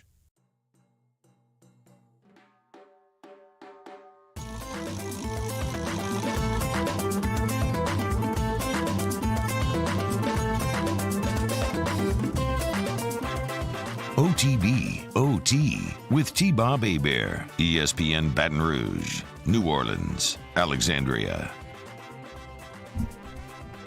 What's up, y'all? Welcome back, OTB, OT. I keep thinking about Naughty in New Orleans. Do you think they wore the masks while having sex? Yeah, probably not. You don't think? Yeah, probably not. Is that... Do you think... I wonder if it would be safe if you did so. Wait, which mask? The mask with like the nose, the pointy nose? Is that what you're talking about? Easy. No, Danny. Oh, but Danny's right though. If you're gonna do this, but you want to try to mask up, go eyes wide shut direction. Give everybody these very creepy, over the top, like Mardi Gras mask or the old plague doctor masks and everything like that. And look, I'm sure there are certain positions that are more COVID friendly than others. As long as everybody's masked up, right?